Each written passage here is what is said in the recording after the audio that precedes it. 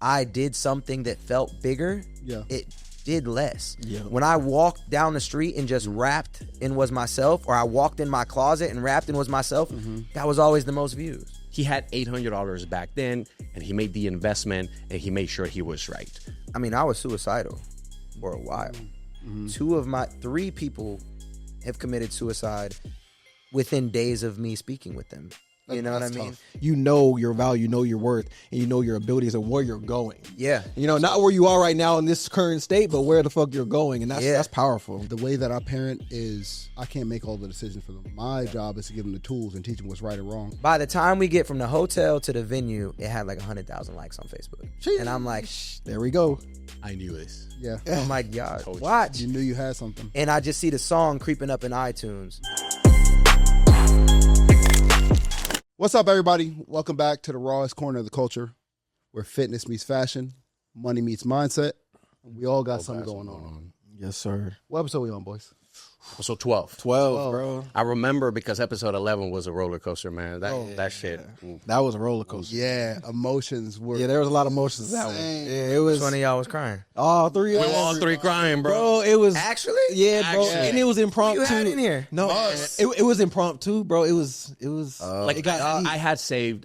All right, so here it goes. I had saved a piece that got me emotional because our main pillar here is fatherhood. Yeah. God, faith, and I wanted to save it for a very key moment. Yeah.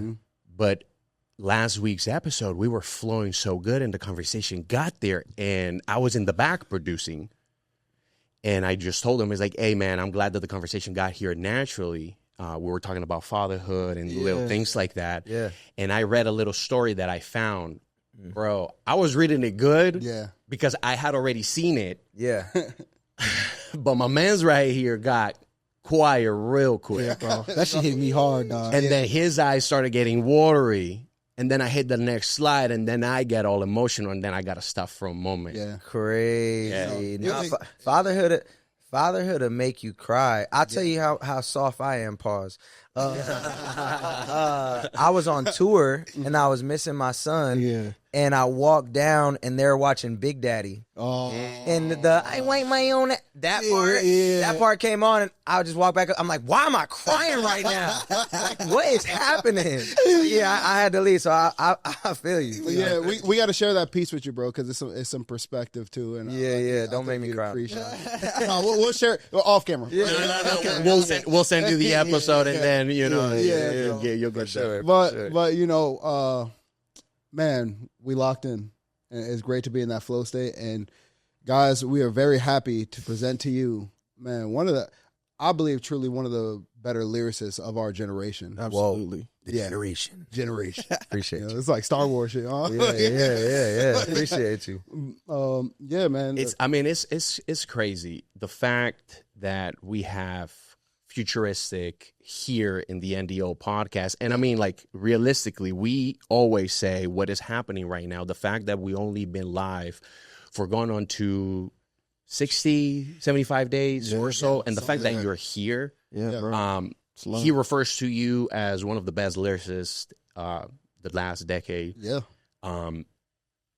I have memories of you, which is crazy. The fact that you're sitting right across from me. Crazy.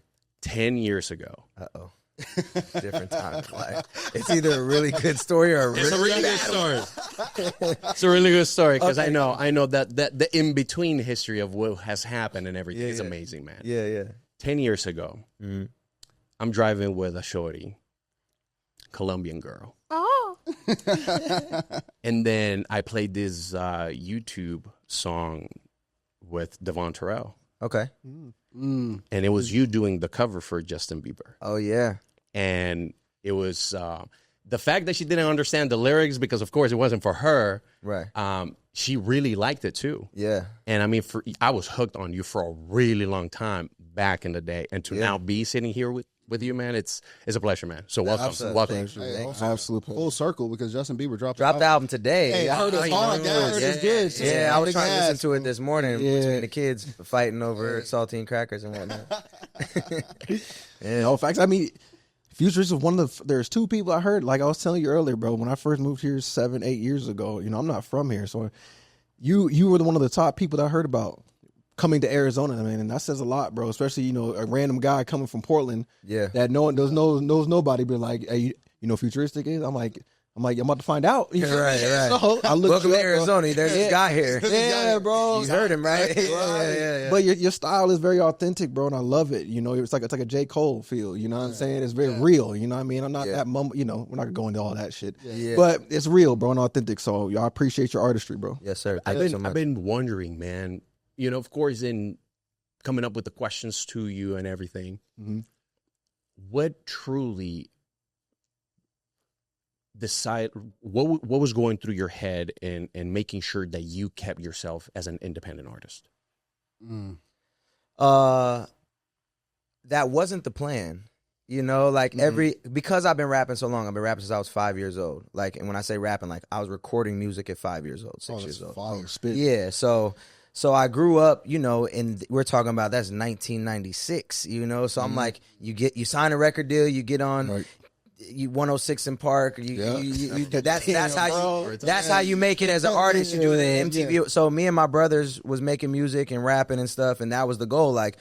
There wasn't independent artists back then. You were either signed or you weren't. Yeah. So you were a nobody or you were famous. Right. So our goal was always to get signed. And then right out of high school, I got my first offer from Motown. Wow. Ooh. And I'm like, let's go. And I'm like, maybe I should read this. Yeah. So with my little $800 I got in the bank account at the time, I get a lawyer. They're like, this is terrible. Do not sign this.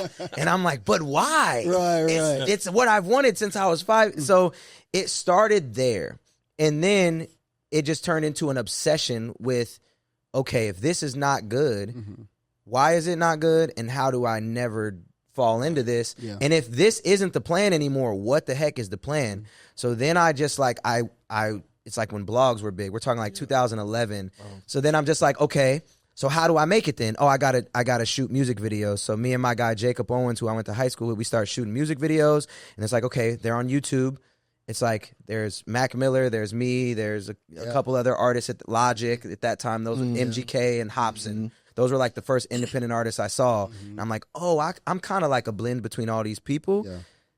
They're on blogs. So when you search them, it's like this blog, Two Dope Boys comes up, and Hot New Hip Hop, and this, that, and the other thing. So I'm like, I need to be where they're at. So then I just go on this crazy email spree, and now I'm landing on blogs. And so I guess it just started in research. Right. If signing a record deal is not the thing, then what is the thing? And that's how I started finding independent artists. Yeah. And then it was like, okay, how do I grow from the blog? It's like, I get on one blog, that got me 15,000 views on YouTube. Right. I need to get on 100 blogs. 100 blogs, yeah. And then it was like, okay, then as I progressed, it was like at every level you get, there's a new temptation of a record deal. We talk about it here.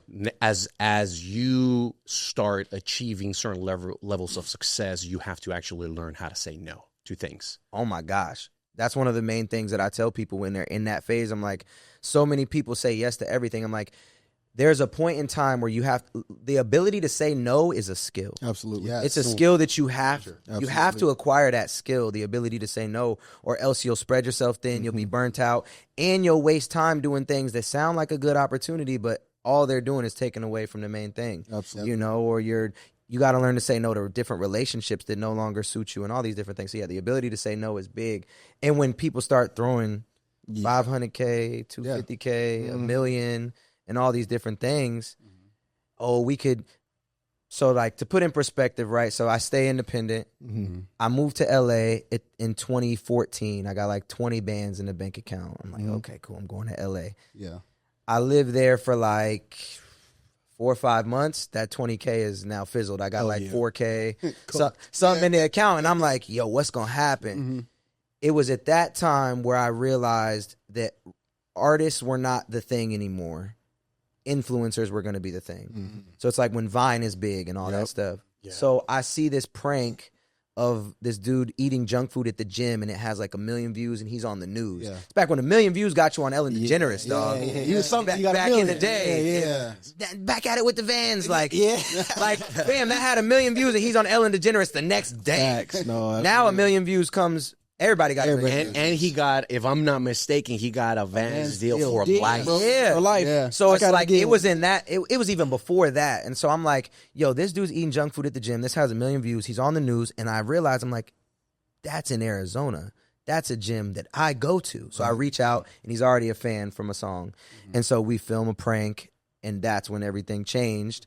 And then record label deals started coming in and stuff like that. And yeah, I just had to weigh out. There was a lot of things that took place, but I had to just weigh out, like, do I want to do this or do I not? And at that time too, so I guess, yeah, going off script, it's a long answer, right? But so it's 2015, I dropped that prank, and overnight, from that 4K in the bank account, basically overnight, like, my first check off that song was $60K. Sheesh. Independently. Good shit. You know what I'm saying? And so I'm just like, oh, This is the way. word. Yeah. And it was because I collaborated with a YouTuber. So we did a prank on his channel, music video on my channel, posted them at the exact same time, cross-promoted them. The song gets 30 million views. The prank gets 30 million views, right? So, okay, so you identified that the way to go pretty much, like you said, artists are kind of done.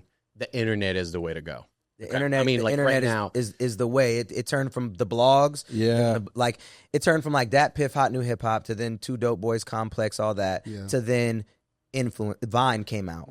So the Logan Pauls, all of those guys, all that stuff came out, and then all those people from Vine started correlating over to YouTube. Yeah. And when I saw that shift happening, and I was already on YouTube, I'm like, this is what we do. We work with all those people. Forget getting a collab. And the reason why that was big was, like, I remember it was right when Ray Srimmerd popped. It was like Ray Srimmerd was the hottest name, but they dropped the music video the same day the prank dropped, and the prank crushed their music video. Sheesh. And I'm just like, Yeah. pranks, skits, influencers. That's where all of my viral success came from, was being the first artist to identify the influencers before they were even called influencers. Yeah. Like, and before it was called content. It's like, this is going to be the thing. And so when I went to the record labels, Atlantic, Universal, they're all basically in a bidding war for me to sign with them. And I told them this idea.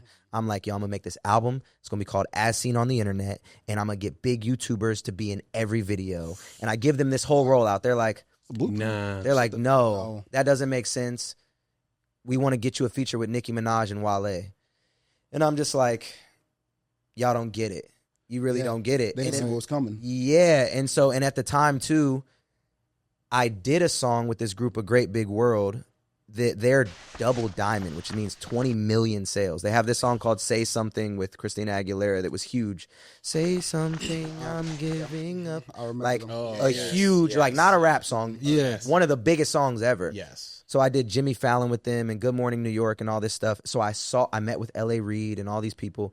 I saw what it looked like to be a major label artist. And when my project dropped, well, first of all, they were asking me questions like, how do we promote this? How do we? Right. I'm like, we're on Jimmy Fallon right now. Like, isn't that how we're promoting it now? You know? This is what I worked for. We're here. Well, what do you mean? And then I'm trying to, like, do stuff. What else? And I'm just like, they weren't allowed to do certain things. Right. And then, like, I heard of, like, their splits and how their splits were broken down. And then, like, all this stuff. And, like, they're doing well, right? But, like, they didn't have full control of, like, the situation. And everybody that I knew that signed when I didn't, they never had control. And, like, I remember being in the green room with MGK. He's pissed and he's throwing stuff and he's mad because he's trying not to put he's trying to get out his deal. Yeah, he raps about that too. So there was just, I had all these, while I was, and I say, bro, that's God. Like, Absolutely. Didn't know it at the time, but, like, every time I was tempted to sign, I would link with somebody and they're throwing stuff at the wall because they just signed a record deal or they're trying to get out. So that was like, at this point, I'm making over $100K a month by myself. Right. I'm only paying my manager.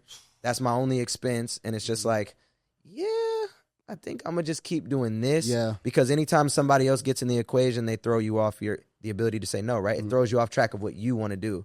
And if I didn't have the control to make what I want to make when I want to make, and two, like, I'll make a song on Monday and be like, I'm going to drop this next Friday. Hell yeah. The moment is now. When you're with a yeah. label, you can't do that. The moment, I mean, the level of self-awareness you have to have and knowing your fucking worth, bro, like, that's like, we talk about self-awareness a lot on this podcast. Yeah. Self-belief.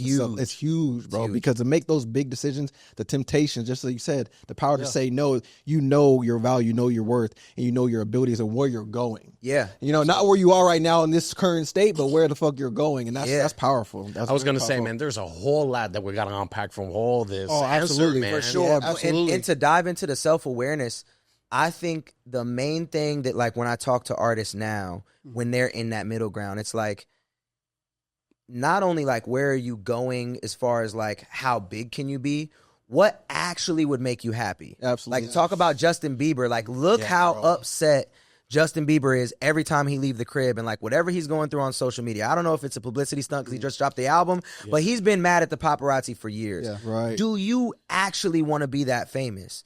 Yeah. Do you actually want to have those problems? Yeah, we've talked about bro, So the self-awareness is so Mm-hmm. huge. And in that time, I read the Harvard study of happiness, and it was like, that resonated with me big, because it's like, yo, actually, the most depressed people in the world are the people that make the millions of dollars, and the people that have no money. The people that are the happiest are the people in the middle that have good relationships, that at that time it was like, they make $250,000 to $450,000 a year. I've said it. I know people making millions and millions of dollars who are miserable, and they got all the material things they could wish. Doesn't matter. And then I know people making $60,000 a year that are chilling, coaching a basketball team and whatnot. So it's like, okay, who's winning? Yeah. Well, You know I think what I'm the biggest thing, hey, we got to link that Harvard study in in the the bio somewhere. Yeah. Okay. People to that, right?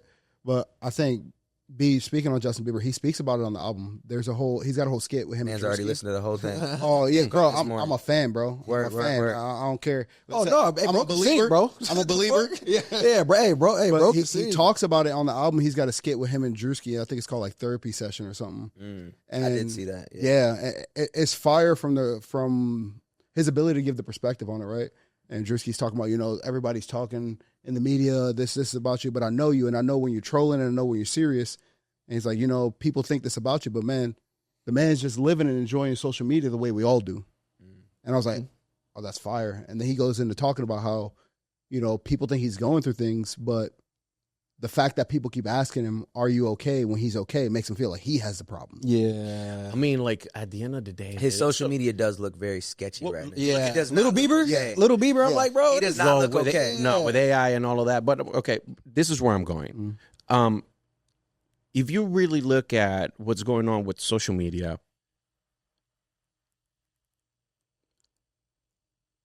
I mean, I lost it, bro. Something I want to talk about is what I've realized from your story, because I'm just sitting here soaking it up, bro. Yeah. You were building a personal brand Way ahead of your time. way ahead of your time, before people believed in that type of deal, right? Right. Where artists believe like it's not me that does this. I get with the label, and the label makes me the personal brand, right? Yeah. But I think it's so interesting that you already knew what path you had to go, Yeah. and the normal path taken, but you're like, no, I'm going all in on me, and I'm creating something around me and the things that I believe are next, right? Yeah.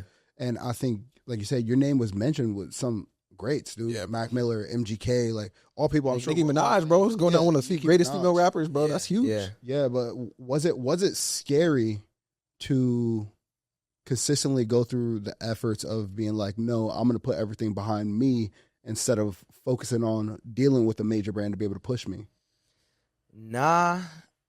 Like, Self-belief right there. yeah, I think because I did it so young and because I wanted it so bad, there was never really an option. Yeah. Yeah. So as things came in, they felt like distractions. Mm-hmm. You know, anytime, like even just taking the time to meet with the labels felt like a distraction. I'm like, dog, I have a music video shoot today. Can y'all wrap it up? You know what I mean? So like, there was just crazy. There was just like, as the opportunities kept coming and you kept having to spread yourself thin to go do all these cool things. Like Jimmy Fallon's a perfect example. I remember when, like, I cried when. So that feature that I got on, they got me on Jimmy Fallon and Good Morning America and all those things. I remember, like, they hit me up to get on a song. I sent them my verse back in like 45 minutes. And they're like, this is the craziest thing ever. So I'm like, oh, I'm on the song. Dope, let's go. Yeah. Then I went to re-record it at their studio. And they're like, yeah, actually, like, Macklemore sent in a verse. Juicy J sent in a verse. Damn. And some other people. So I'm like, This is when Macklemore just dropped that hot. Same Love song, and I'm like, he was like, I'm not getting on this song at all. So I'm just like, yeah. But then I end up getting on the song. But I guess I take that to say when we did Jimmy Fallon, I remember thinking like that was at the pinnacle of Jimmy Fallon. My life's about to change. Yeah. Nothing happened. Right. I'm looking at my Instagram like, all right, people just watched. No new followers. Like, didn't get that many new followers compared to like when I just go out and shoot a video, followers, sales, all this different stuff. And even when I looked at like, when you're doing it independently without anything, you still feel like, oh, I need to elevate. I need to do bigger things. I need to spend more money, have higher production.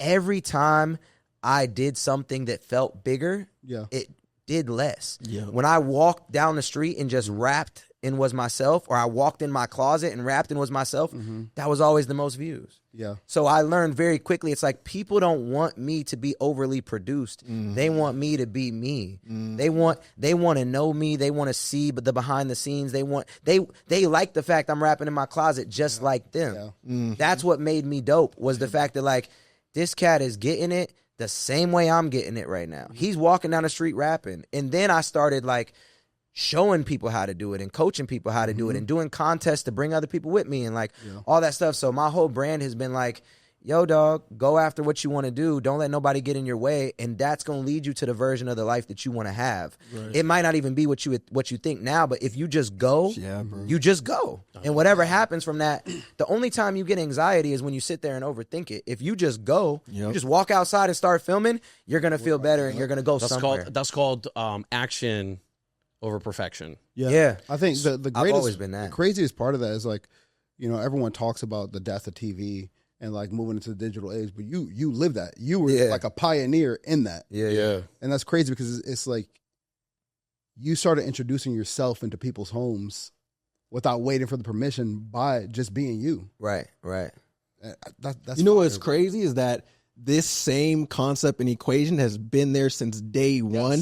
Algorithms change, new platforms are popping up. You know what I mean? But authenticity still there. Will never ever fade, bro. It will never fade. If you want to build a personal brand, just be your fucking self, bro. Facts. Just be yourself, bro. I know it's so cliche, but it's like it's so fucking true. I'm actually very intrigued, and I want to bring it back to the 17-year-old you. I'm intrigued in what kind of support system you had to not allow yourself. And I mean, this is very important, right? Like you're listening. He had $800 back then, and he made the investment, and he made sure he was right. Over here, some of you guys don't even want to spend $100 onto something. So who hurt him? And now, you guys, get your life right. Now, this is the thing. You have ChatGPT. And you could grab whatever it is and then throw it in there and get some foundations. Right? Now you're able to do that. But back in the day, who was the person keeping you grounded and not allowing the hype to take over you? Because I feel that the typical 17-year-old would have been like, okay, no, I'm going to be rolling with them. Sign me up. I don't care. Yeah. I always kind of give credit to my dad for being like a tightwad. So I just like, and having a business. My dad's a DJ, awesome. drummer, bass player, and he always had his own business. So I think that like, and he didn't let me get nothing. Like it was always like, I always tell the story like on my birthday, it's like, dog, it's my birthday. And I saved up my own money. All I wanted to do, I was a big sports card collector as a kid. All I wanted was the Michael Jordan baseball card. And I'm like, Dad, I got the money and it's my birthday. Can you take me? He's like, yeah, after you wash the car and mow the grass. I'm like, dude, it's my birthday and you not even buying it. You know what I'm saying? Like, I'm buying it. You just need, I'm 12. I can't drive yet. Like, take me there. Well, I mean, I'm glad. He's glad that he didn't send you on a buzz, bro. Yeah. He's like, wash the car. Mow the lawn. I'll take you. Fathers are important. And so it was just always like, I think that. And then like when my parents split, what kept me out of trouble was watching my younger brother. And what kept me away from all of the other stuff was just like, and I guess like, that's not really like a business thing, but it was just like a be grounded thing. It was like the value of $1 and the responsibility. So I just always felt I was more responsible than everybody else kind of was. At a young age. At a very young age. And I always valued the dollar and like held my money And then I always was trying to figure out how to make more. Right. So like I said, like my sports card collection was worth like 10, 15K as a kid. Oh, Damn. Wow, bro. So it was just like I always was, and then I was selling CDs at school in elementary school, walking the line and being like, Yeah. you getting the free lunch or you buying the a la carte items? Buy this CD instead. Yeah. You know? So like Trade. you getting the Trade. cookie and the Awesome. Gatorade? No, you're Yeah, not. You're trade. getting this Common mixtape. State. Yeah. We talked about that. So it was like, it was that from a young age. So when things started coming in, it was always like, what's and also like what's the catch? Like, so yeah, I think it was just growing up with the responsibility and the value of a dollar that had me be like, and then knowing like it took money to make money. You know, like okay. if I buy this Pokemon card for this, Yeah. and I know this dude ain't got, like, if I could trade and if I can have value, Right. and I can give value, how can I finesse? You think you got that from your father? That Yeah, right very there. very early. So it was always like adding value to things to get what I want. From a very fun. young age was just like the That's rare. play. Yeah. But at that young. It also makes sense and why You are where you are career Yeah, exactly. was the way it was. Yeah. You weren't waiting for any, like, yeah, you can do that. Yeah. It's like, nah, I know how to get to it. I'm going to get to it. It don't matter. Well, Like- and even I guess now thinking about it, even if you tie that back to my upbringing, like my mom worked nights and I'm at home with my brother. So like I remember having an argument with my mom, like in high school, like, you're going to ground me? Okay, you go to work when I get home. Like, What are you what sense talking does about? that make? That might have even been in junior high. Like, Right. I'm grounded, right? You go to work at 4, I get home at 4. Right. How? How? How? I'll do whatever I want. You're not here. So I never asked for permission. It was always Right. like for forgiveness. But I never was too wild. It was just like because of the Yeah. take care of my little brother. How was the relationship with your mother? Like Based on I was that. my mom's protector. Yeah. Yeah, growing up, I was always my mom's protector. love that. For sure. I love for that. sure. Yeah. I was the man of the house. Yeah. Yeah. Straight. It actually would be weird because my parents would be off and on. Yeah. So like when my dad would come back, Mhm. like, yo, this is my This my crib. Yeah. You Yeah, Don't yeah. come in here trying to change up how we Yeah, move. that's At your crib, you Yeah. whatever you When want. we go to your crib, I follow your. When you here, you ain't been here. right. Yeah, so it was always weird like that. But yeah. I'll ask because we had this conversation in our last episode. But do you see some of your parents' parenting style in your own parenting? That's a good one. Do I see my parent? Do you ever catch yourself like, Yeah. damn, that's something my dad or something This, mom this, this is on pop. Different sayings come out, you know, like you say something, you like, dang, like certain words I've never used before. Like my grandma used to say, "Contrary." You're being contrary. That's my go-to. I'm like, yo, stop being contrary. You know. You know, grandma looking down at you like, Yeah. my boy. Yeah. So like stuff like that, and then like my pops had a temper. He's very chill, but like until he's not. Right. And it's like, you ever had the rage that like starts at your feet? oh yeah. Feel it. That I one, think every man it's has. like when you tell your kid not to do something and Oh, they yeah. look you dead in the face and do it again. I'm like, Oh, yeah. I'm trying this gentle parenting thing, but I'm so close To snatch to it. snatching you up my right now. God, So bro. like that's the stuff that I'm like, this is why my dad used to Yeah. Oh, to do this and like grit his teeth, like stop. Stop doing that. Yeah. Like, Oh, yeah. listen. You give him the look. Yeah, the look in the teeth, like Yeah. stop. I have that. That's definitely the thing that I'm like, That's crazy. Now I get on my knee. I get on my knee and talk to him. and I'm just like Eye to eye. like hyper serious, and I come here, Yep. come here, That- and they're that's like, better. and they're Yeah. like, oh no, Yeah. daddy, Yeah. come here. Yep. I'm a full name type of parent. You going government? Yeah. You going straight government? Hey, my girls walk in the room like, you know, they give you that eye like, oh, like, what did I do? And I'm like, bro, and I always talk to my kids like they regular people. Yep. Yeah, Have same. to. You know what I mean? I talk to my regular people like, yo, what are you doing? Yep. Oh, sorry, daddy. All right. Like, let's keep going. Like, be better. Because one of the things I speak about is the way that I parent is life is going to be theirs. I can't make all the decisions for them. My job is to give them the tools and teach them what's right or wrong. So Yeah. I don't think like yelling at your kid fixes anything, right? Doesn't. It just makes it worse at the end of the day. And I Hey, think sometimes I got to get one off though. God, you know what I'm Yeah. saying? 'Cause they- I mean, we're human, man. Like we're human. Sometimes it just comes Absolutely. out. But Well, we had to catch that early on, like the whole like my algorithm is mostly parenting stuff and basketball. I love that. You know what I'm saying? Like that's my whole algorithm is hoop and parenting. So I see, and it's tough because, you know, all those gentle parenting things, and it's like, bro. but it's the little sentences, or like, it's like, stop telling your kid that they're smart. And I'm like, What?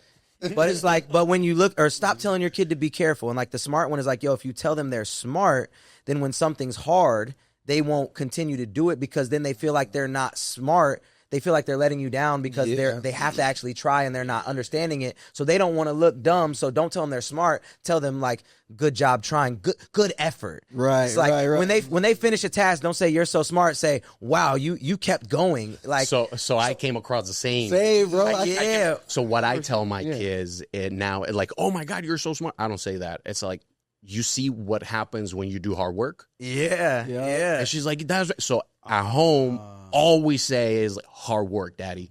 Like, oh, hard work, daddy. And like, we come from the gym. And all that. No. So There's another one. and another one where you say, it said, instead of saying I'm proud of you, Yeah. you should be so proud of yourself. Yeah. Because that is still That's like heavy. You know what I mean? So it's like it's still that self-worth, and then they're like, yeah, I should be proud of myself. Okay, that's cool. You're proud of me. Yeah. But what about me? You know what I mean? Yeah. So when I heard that, I was like, okay, Yeah. that's different. you know what? There's so many of those. Yeah. Well, we're in the topic of family and whatnot. You were really close to your grandmother, correct? Yeah. When her passing came, Mm-hmm. how did that influence your output as an artist?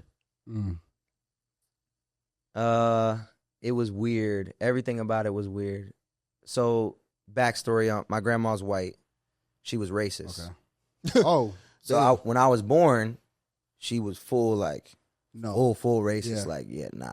Damn. And so she wouldn't tell her. I mean, I don't want to say rightfully so, but like born in 1914. So like you know, like so it's a long time. Yeah. She's my great grandma. Oh yeah. So it was as a kid, I guess she would babysit me, but she wouldn't tell anybody I was her grandson. And then she just built this love for me, which broke her whole Stigma. her whole mindset. And so I think that's why me and her were so close. And I never knew that until one day she slipped up and said the N-word, talking about somebody else. Yeah. And she just looked at me and started crying and was like, don't tell your mom. And it's like, well, yeah, because my mom had told her, like, if you ever say that, you'll never see them again. And so, like, we just had a bond that was crazy because I literally changed her mindset, right? Yeah. That's powerful. Yeah, and so she was just like this fun lady that, you know, we'd mess with. And they say once a man, twice a child. Like, when you get that old, you don't care about nothing. You be saying, bro. anything at all. Like, like you just don't care. So like we would just have mad fun. And so when she passed, I think the hardest thing about it was I was on my first tour ever. So I'm on the road and I don't have no bread. So I did a show, flew in and saw her. They're saying like, yo, she hasn't talked. She hasn't really moved. She hasn't whatever. And so I go to the hospital. As soon as she hears my voice, her eyes open. Wow. And then she, you know, I go up to her and she's awake. She squeezes my hand 3 times, which means I love you. And so I'm like, oh, she's gonna get better. Right. Yeah. But she had signed a paper however long ago that was like, if I'm ever like this, kind of just like pull the plug. The DNR. Yeah. And so it really, really hit me and really was like, and I'm sure like I didn't know all the details of where she was, but in my mind, when I came and saw how I'm like, she had a stroke 2 days ago. You said she wasn't really doing this. Now she's doing this. So it's upward trajectory. What are we talking about? Right. And so when she passed, it was like this weird helpless feeling, and it was like this animosity that I also had kind of towards my family because I felt like nobody was fighting for it. And then as far as like output as an artist, that was my most depressed time. It was like in the middle of probably the only time I would say that I had doubt or like fear was during that time. It was like you're close. You know how it is. Like when you start to see progress but it's not like, but your life is still the same. It's not tangible. Yeah. It's just like I'm doing all the things.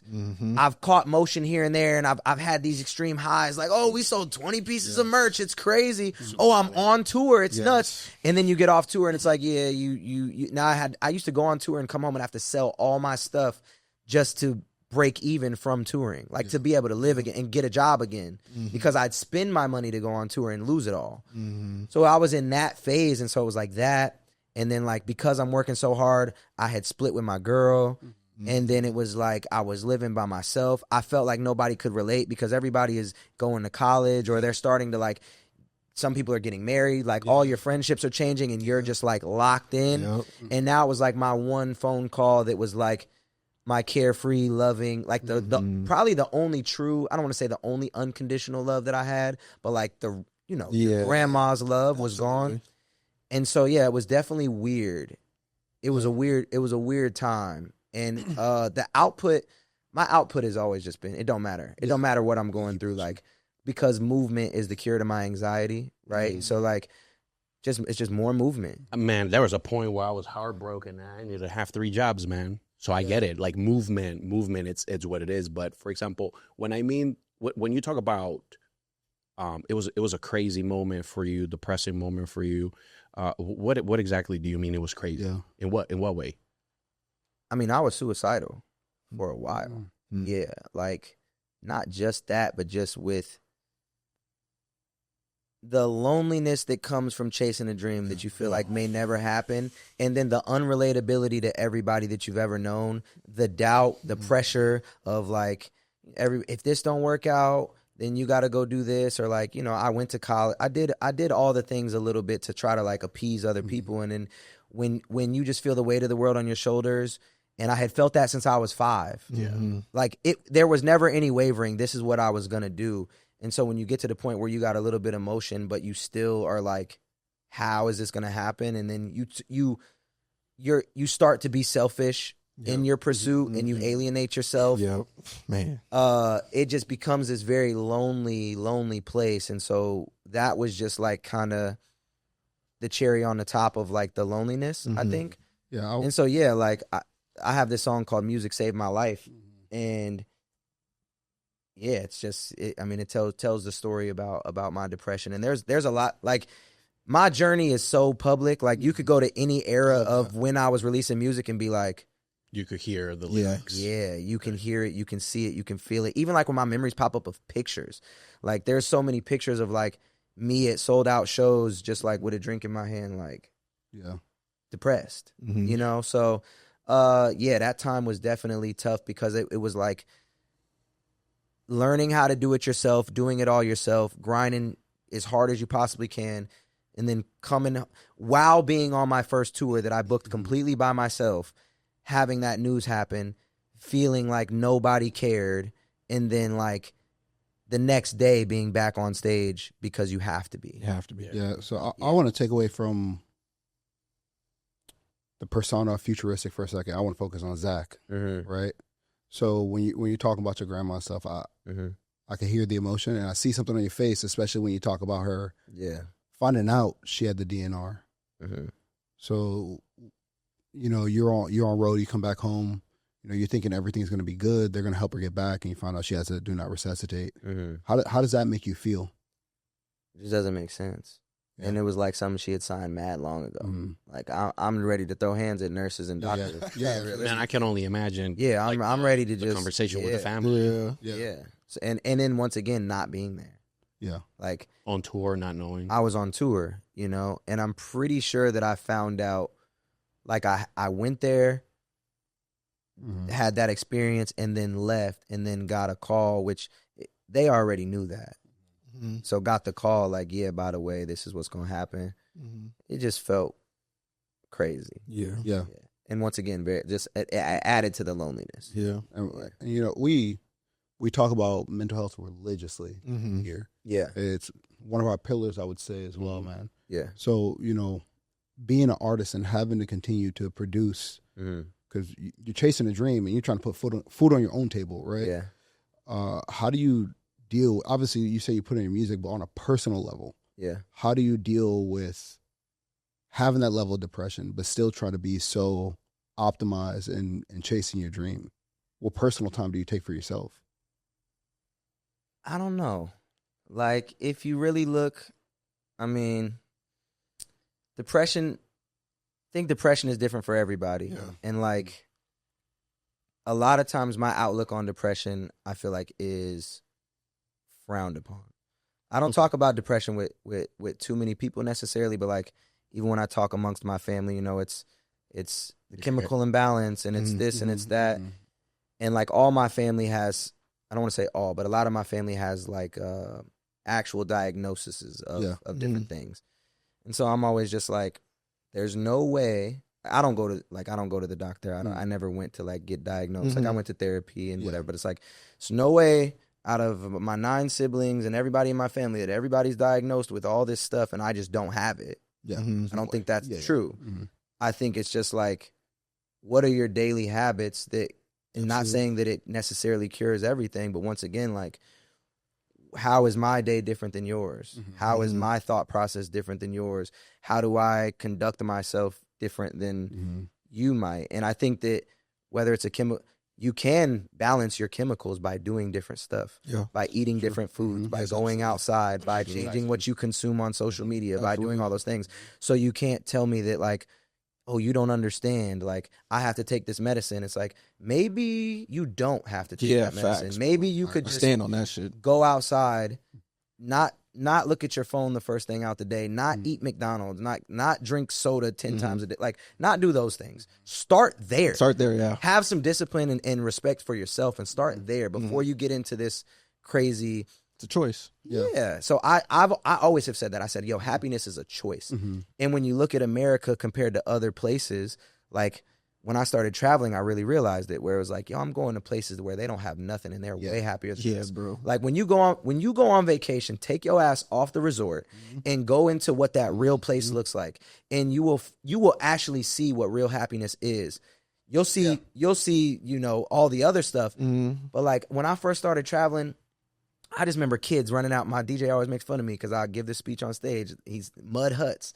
Like, you see kids running out of mud huts trying to sell you a bag of potato chips that ain't even got no shoes, that's way happier than we'll ever be over here. And it's like, dog, ain't nobody diagnosing them dudes with depression. No. Ain't nobody doing that. You know what I'm saying? So it's just like, we have a level of, like, just not being grateful and just doing the wrong stuff that I think, like, go outside and balance your damn chemicals. Balance your own damn chemicals. So I would say that, like, everything about curing my state of mind was just, like, focusing on curing my state of mind. Making that choice. Making the choice. Happiness is a choice. So just choosing to be happy within those moments. And then depression also doesn't, it's not like if you're depressed that you mope around all day long. It kind of for me at least, it hits me in waves. It's like, yo, like, I'm not necessarily depressed when I'm on stage. I'm not depressed when I'm at the gym hooping in the morning. I'm not depressed when I'm working throughout the day. But then, and when I'm around all the homies, but when all the homies leave, you're alone. And I sit there and I think and I overthink, and then I pour that drink and then I take a sip, it slaps me and I don't know how to shake it. So that's what my daily routine was like, go, go, go, go, work, work, work, work, work. Forget about it. It pops in my mind. Nah, I'm doing this. I'm doing that. I'm shooting a music video. I'm doing all this. Yeah. It's now 1 a.m. You know, I'm like, why am I here? Yeah. So that's kind of how my depression was, and it wasn't until I started changing my mindset where it started to leave me slowly. Absolutely. You know, I'm happy we got here naturally because we wanted to talk about your journey with sobriety. Yeah. So I want to know personally, where did it start to make that decision?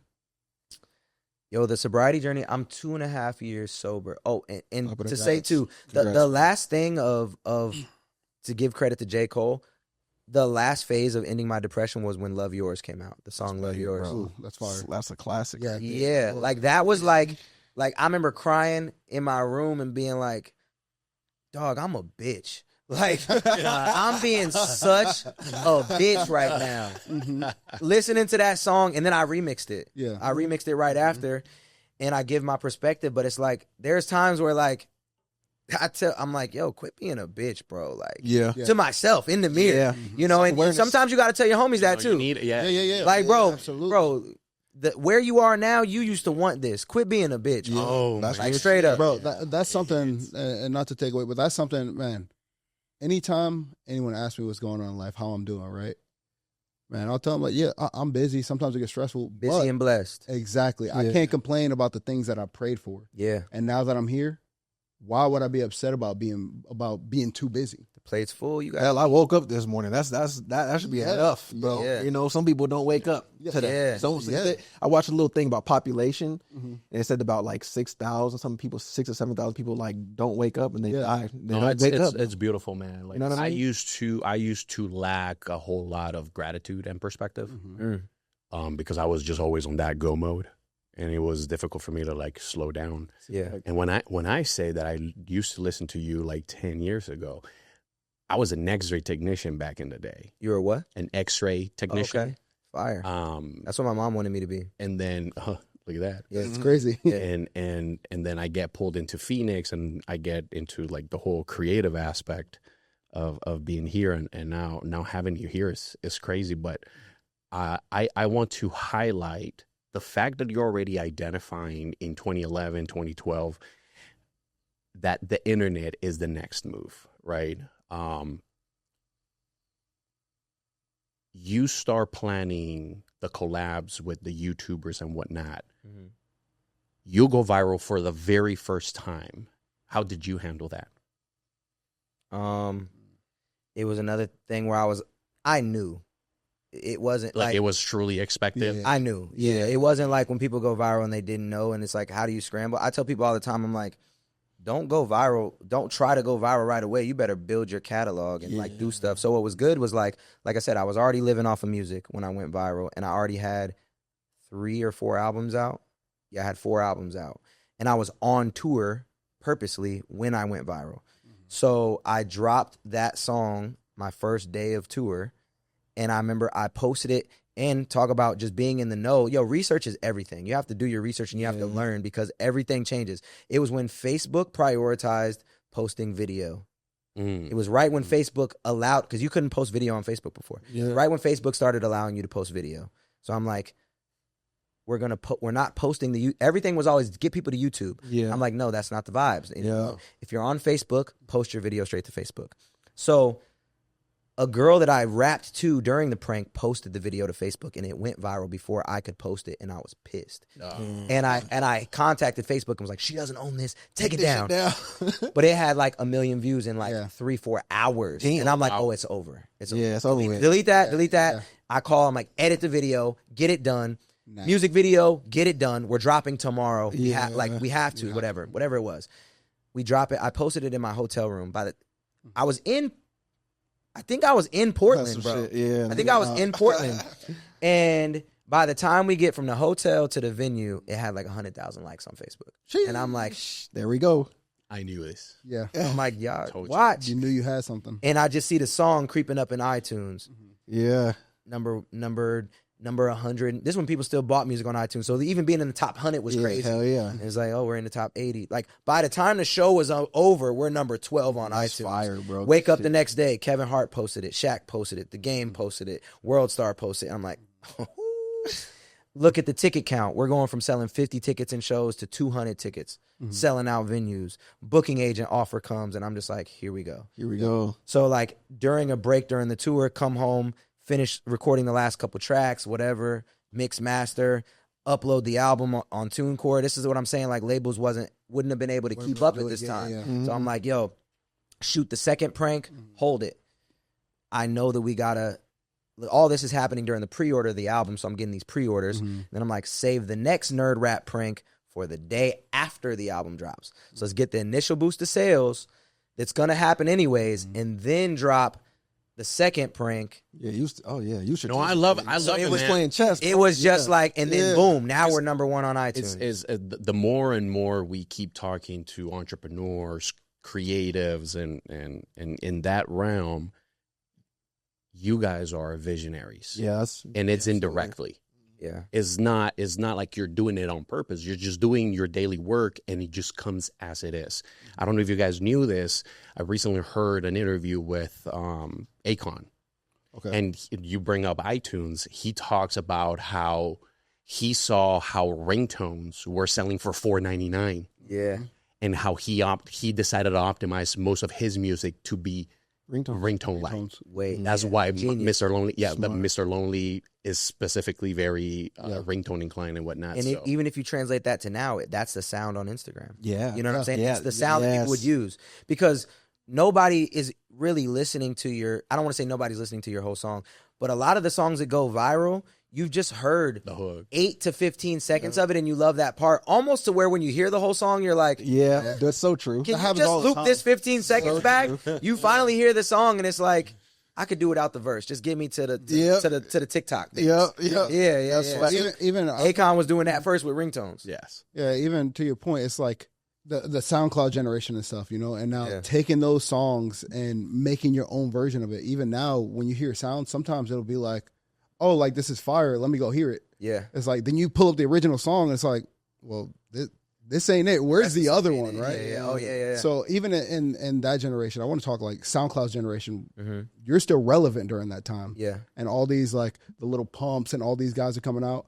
How do you stay ahead of the trends that they've got going to maintain you and maintain your relevancy in that? Couldn't. Nah. I was so far opposite of SoundCloud that the only thing that I could do was diss it. To be real, the only thing I could do was address the elephant in the room. If you like this, you will not like me. So let's just go ahead and address it. Like I have a video where like, well, what about the producers? The split on the producers, it went viral and whatnot. Yeah. I have a music video where like we literally like all them cats, like Lil Pump. Yeah. Daddy, this dude. So it was like for me when that style came out, I was just like, this is what's wrong with music. Because my wave was authentic. Yeah. Like not just me, just that wave. The MGKs, the Hobsons, the Mac Millers, whatever that era was, it was like finally getting away from money, cars, clothes, hoes. Yeah. We got away from that during my era, and it was a breath of fresh air to so many people. Yeah. And then SoundCloud came, and it wasn't money, cars, clothes, hoes. It was that plus Molly, Percocet, whatever other crazy drug you could do at the time.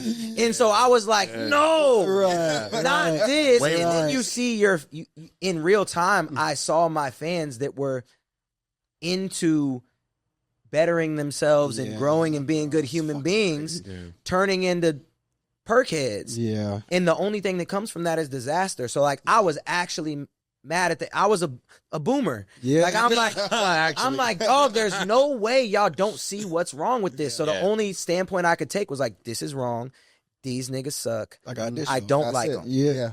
They shouldn't exist. But I mean, to your point, a lot of your generation's still around and those dudes aren't. Yeah.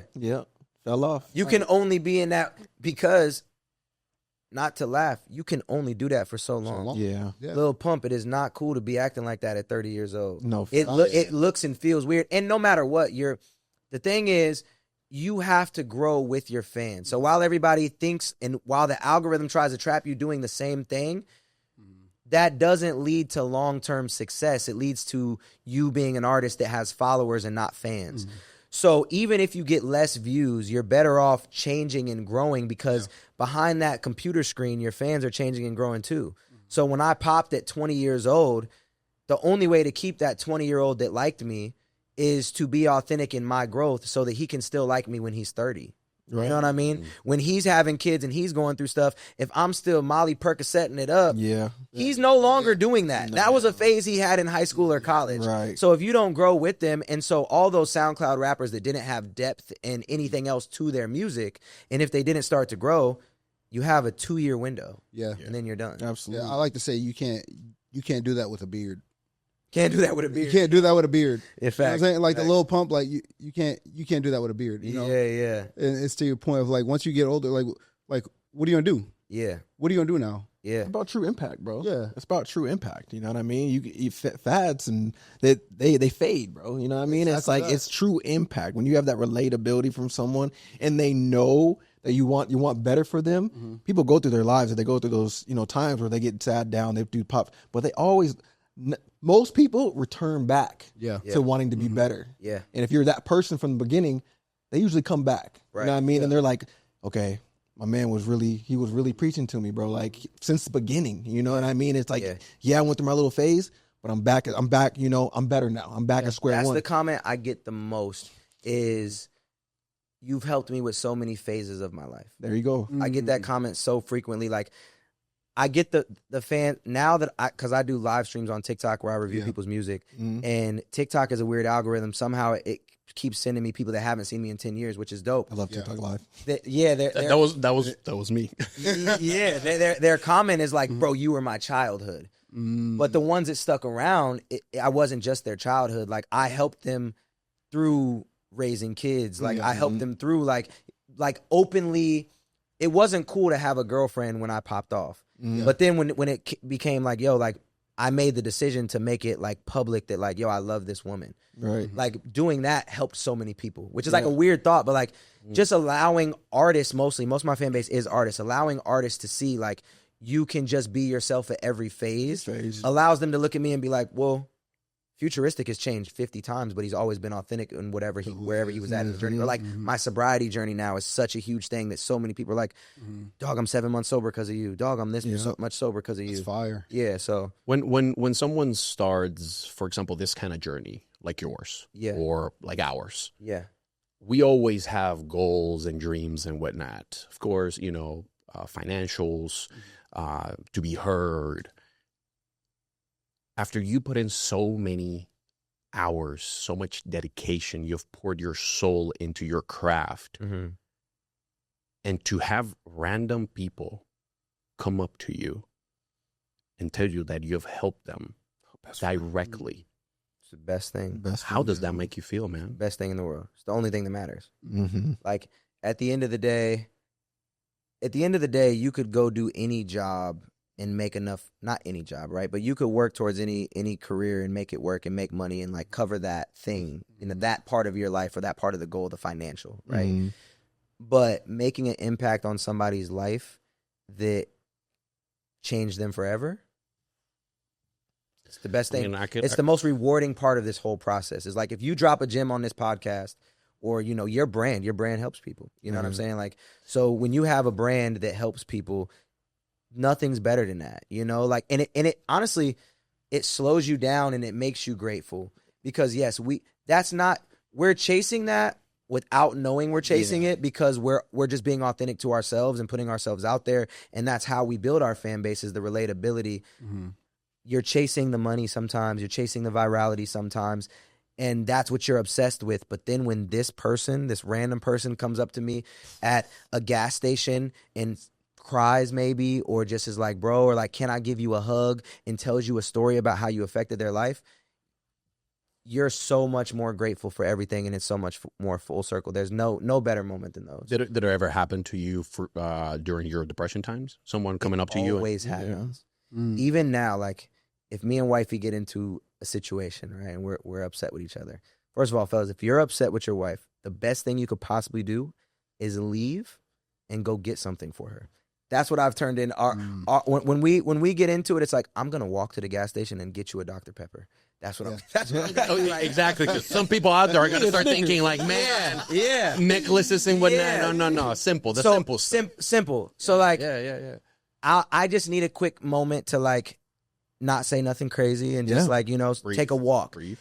Anytime. I'm talking about like, I'll walk. I have a lake by my crib. I'll walk down the lake or whatever. Ain't nobody at the lake but one random person fishing. And they'll turn around and be like, Futuristic? I love you. I'm like, dog, how? Not right now. How right now? No, but it's every time. Every time I'm pissed off, I'll like, while I'm at the gas, I'll open the door for somebody and they're like, no way, Futuristic is holding the door for me. I'm like, nigga, shut up. It's no chance, bro, that you, and it don't ever look like a fan. It don't ever look like a typical Futuristic fan. It'd be, dog, like a 45-year-old dude in the thong sandals. I'm like, bro, you do not listen to me. Like, there's no way. Not right. But it always, it's like clockwork. It's like, bro, look at God, because this is crazy. This is crazy that in my moment of like where I want to punch a hole in a wall or like I want to cry, I walk to the lake and sit down on a bench, and a random person who doesn't look like a fan is like, I love you, dude. Yeah. I'm like, cool, bro. Do you forget until those moments? Do you forget? Because, I mean, you live you every day, right? Yeah. And, I mean, I know you're futuristic, but you're also Zach. Yeah. And they're the same person in some places, right? Yeah. Well, it's interesting because, like, my biggest fear was always falling off. And I for sure fell off. Like, big time, in the perception of, like, man, Futuristic used to sell out 2,000 capacity venues. You know, like, my last tour here, I did 250 people.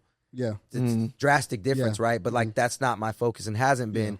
So, like, there was a point in time where I couldn't go anywhere, and it was annoying, honestly. Like, in Arizona to, like, go somewhere, I had to call ahead. Like, I'd have to call Top Golf and be like, just so you know I'm coming. Like, That's crazy. Can you please put me in this back corner Right. where not everybody goes to the third. Like, it used to be that. Or, like, you couldn't go anywhere without calling first. Yeah.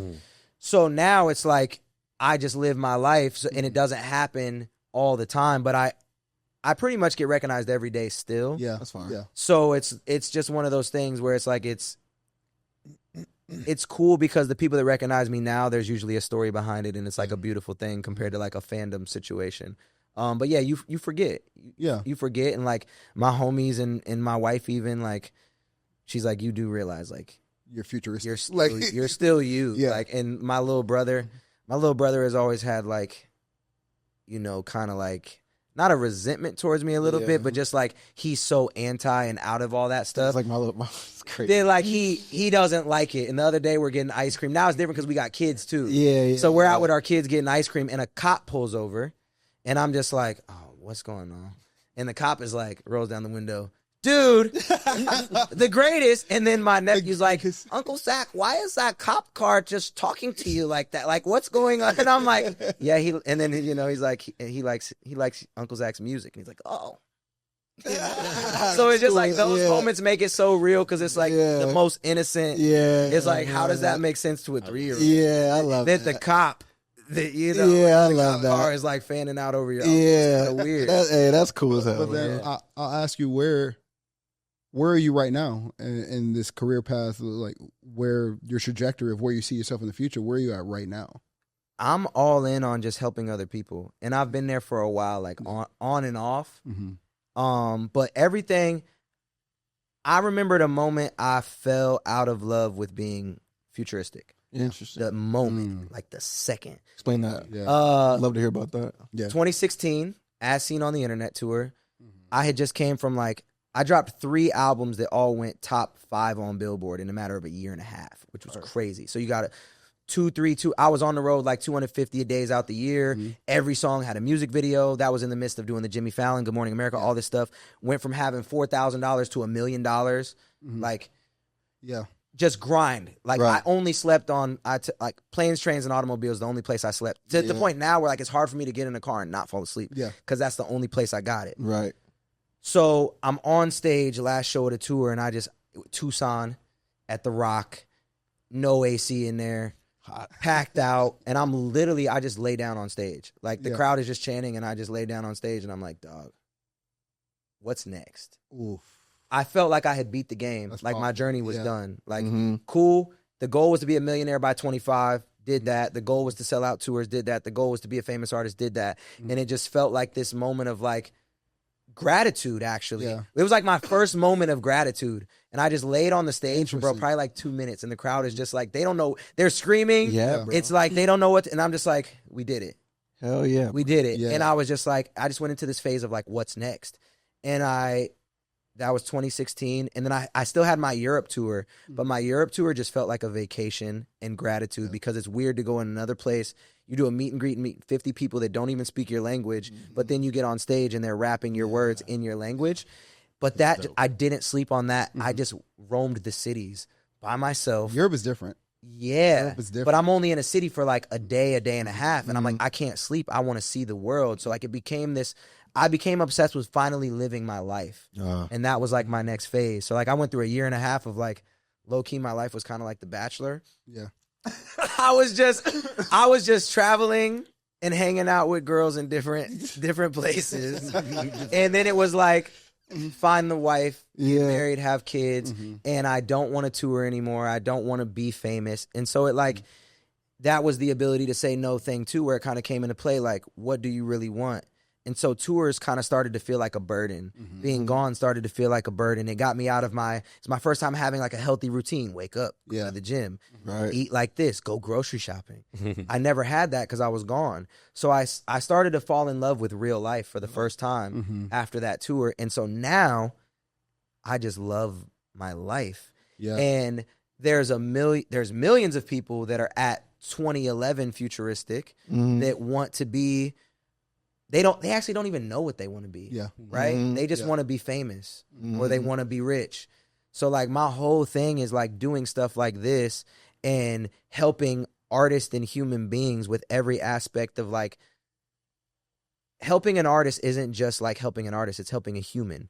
So my whole mission now is how do I help humans that want to be artists? You know, like how do I help you through those times of like that depression that I had? Like you're going to get there at some point.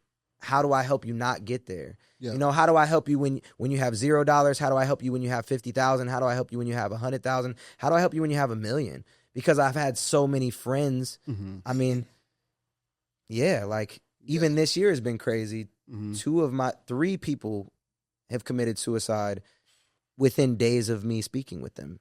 You know what I mean? Tough. So it's like, how do I try to prevent that from happening? And not that that's my job, but like, how do I give as much value to the world and to the human that's a creative that I possibly can? That's my entire mission. I applaud that because a lot of people have like a never satisfied mentality. You know what I mean? It takes a lot for someone to, again, bro, everything comes back to self-awareness. Yeah. It takes a lot for someone to recognize that and be like, act on it. You know what I mean? Because a lot of people have that never satisfied, so they just keep going and going and going and going. They don't realize that they're putting themselves mentally in a fucked up situation because they're never actually satisfied. So I applaud you for that, bro, because that takes a lot of, again, bro, self-awareness, bro. This interview is awesome, bro. Like, and, you know, appreciate even that stage moment you talk about, you know, I thought it was going a completely different way. So to even see your mindset on like, because, you know, you watch the movies and you hear the stories of artists and moments like that, they speak on them like, man, that's when I was like at my lowest and burnt out. And the gratefulness doesn't tie into that. That's where typically in the movie, they start going off the deep end. You know what I'm saying? Because they're not satisfied and they want more. Yeah, exactly. And it's beautiful to see your transition. Because even like you talk about MGK, I'm a big MGK fan. Yes, and you know, I've watched his movies, especially the one he did about I think Mac Miller's brother took him to litigation over or something like that. Oh, word. I haven't seen it. Oh, it's good. Watch it. Word. But even in that, you see in the artistry where it kind of takes a left turn where it's like there's so much to be grateful for, but instead they take that decline. But it's beautiful to hear a story like yours where it's like consistently you have these trials or these periods where things could be considered so devastating. Yeah. And each time you turn it around, like, this is something to be grateful for. Yeah. This is the beauty. And like you gracefully went through those channels and learned to enjoy life again. Yeah. As opposed to the person that just gets stuck in I'm rich and famous and I need to just do more. Continuous growth. Yeah. Yeah. In all aspects. You know, you go from one to another. You know, you grow financially, you grow mentally, and you grow spiritually. Yeah. You know what I mean? It's just like continuous growth. There's no prime for you. Yeah. There's no prime. Nah. You're getting better every fucking day. I feel like that in every aspect of life where it's just like, I mean, even I always compare it like, yo, I'm a retired rapper. Like, yes, I'm actually dropping more, like just as much music now as I was then, but like, that's not my focus. I feel like a retired rapper. It's like a retired hooper though. It's like, he's 45 now, or even he's 35, whatever he is. If he comes to LA Fitness, it's over for you. Yeah, like, you know what I'm saying? So like that's how I feel. It's like, yo, I'm a retired rapper. Please don't get it twisted. Yeah, I'm not focusing on this, but I'm still nice. But I'm not. I gotta go do other stuff. Can I go put my feet in? Can I go to the beach? But don't let there be a court at the beach. Yeah, you know what I'm saying? Because if we go there, it's gonna be bad for you. I got the same mentality, bro. That's me because I was like, yo, like I'm being an athlete. You know, I went to college, to play ball, this and all this. I was like, after you're done, you're like, what the fuck do I do now? You know what I'm saying? So you have to like pivot and figure your shit out. But Hey, don't get it twisted though. I'm 35, bro. Every time I go to the gym, I'm like, I'll bust your ass. I don't give a fuck. My knees hurt a little bit more. I need a little Bengay, but like, hey, I'm gonna still bust your ass though. Exactly. But you know what to do, what not to do. Absolutely. I'm not diving on the floor for a ball right now. I ain't gonna argue with you. Like, no, I'm not doing none of that, bro. I'm gonna come up here and get my buckets, and then when I leave from here, I'm gonna have a great day. Oh yeah. You know what I'm saying? Like, so that's just the point of life where I'm at. It's like, I have no time to deal with no time and no tolerance for any of the BS. My life is really cool and really great. And what I did back then was dope. That's not who I am now. Don't get it twisted. Don't fact. Yeah, that's what it is. Yeah. I've lost so many friends just because of that same fact. Like back in the day, sure, we have fun. But now, like, we're on the next level. Like, you have to love there's two different types of people. There's like the peaked in high school guy versus like the guy that just found himself in their 40s sometimes. You know, and it's absolutely. Like, I feel, even talk about hoop, like I was more athletic when I was younger, but I'm better now than I was then because I'm smarter. I make the better pass. I hit my jumpers better. Like, I'm better now. And even with rapping, it's the same way. Like, I can't talk about the things I used to talk about. I can only talk about what I can now. My perspective is so much different now and so much better that, like, if you actually listen to what I'm saying now compared to then, I'm better now. It's just not my focus. Why? You know, you give some perspectives. I want to give you your flowers because, like, I'm listening to you, and you know, I know you from like the nerd raps and everything going on, but I think maybe I was too young to really understand what you were doing then, and it's to your credit that I can think of how what you've done has been used even more recently for artists. Even like, I'm a big Russ fan also, and I've listened to his book, and he's almost followed a similar path. Right? And LaRussa, you remember LaRussa? Yeah. All young. The artist, other than Ed Sheeran, that Russ has ever opened for. Really? I didn't know that. Kudos to you. I have him saved in my phone as fine. Russ Rapper Atlanta. Wow. To show you how big of a dickhead I was. You know what I'm saying? Like, that's actually one of my favorite stories to tell from back in the day. It was in the prime, 2015. I remember, so I got booked. I used to get booked for a lot of frat shows. But you can imagine how they're crazy, right? Yeah. Frat shows, sorority shows. Yeah. Say never went to college, but pretty much went to college. Because I would just do these runs. So Russ gets booked to open up for me for a frat show. And at that point, my ego was definitely out of control. Yeah. Like nobody's shit. And but I still wanted to help other artists and stuff. I just felt like I was untouchable. So my videographer's like, oh, they got this dope dude opening up for you. He's been like, he drops like a song every week on SoundCloud. And I'm like, SoundCloud? Whatever. Yeah. Thought he was one of those. So we're in the green room and it's him and like a couple of his boys. And I remember he goes on stage and he cut his set early because everybody was there for me. Yeah. And I remember like trying to give him a pep talk. Yeah. And he was just like, he wasn't having it. He was just like, I'm going to be the biggest rapper in the world. Like, that's crazy. That's how he was. Like, he was just like, I'm going to be the biggest rapper in the world. And so we like, throughout the night talking and stuff, like we ended up being cool and like playing beer pong together and ended up in some girl's dorm, petting her dog and drinking drinks and doing whatever else. It's a college story, bro. It's a college story, but like, it never crossed my mind that like that dude was gonna be. He was Russ Rapper Atlanta. He was a rapper from Atlanta that opened for me at some show. Is it normal for artists to stay in connection after they get like? Do you build those relationships, or is it like, okay, cool, like you open, good luck? Depends. It just depends. I mean, it's like anything else. Like if you're being authentic and you relate with somebody and you rock with somebody and you have a good experience, then yeah. A lot of it is transactional.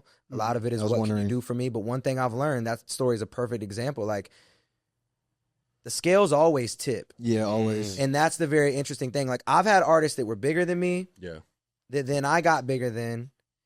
And the conversations that happen here compared to here way different. are so different. Yeah. And the goal is for you to be the same person no matter what level you're at. Absolutely. I love it.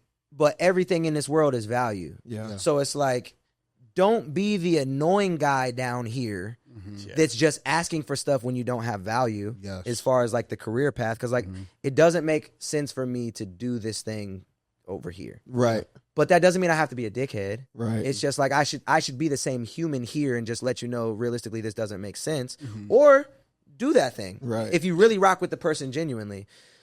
But what I've realized is like people ask for stuff here And then when they're here, it's different. And then when it's here, so you just really got to know that like anybody could be anything at any time, bro. and be the same person on the way up that you are going to be one day on the way down. No matter what, everybody, you're gonna. Yeah.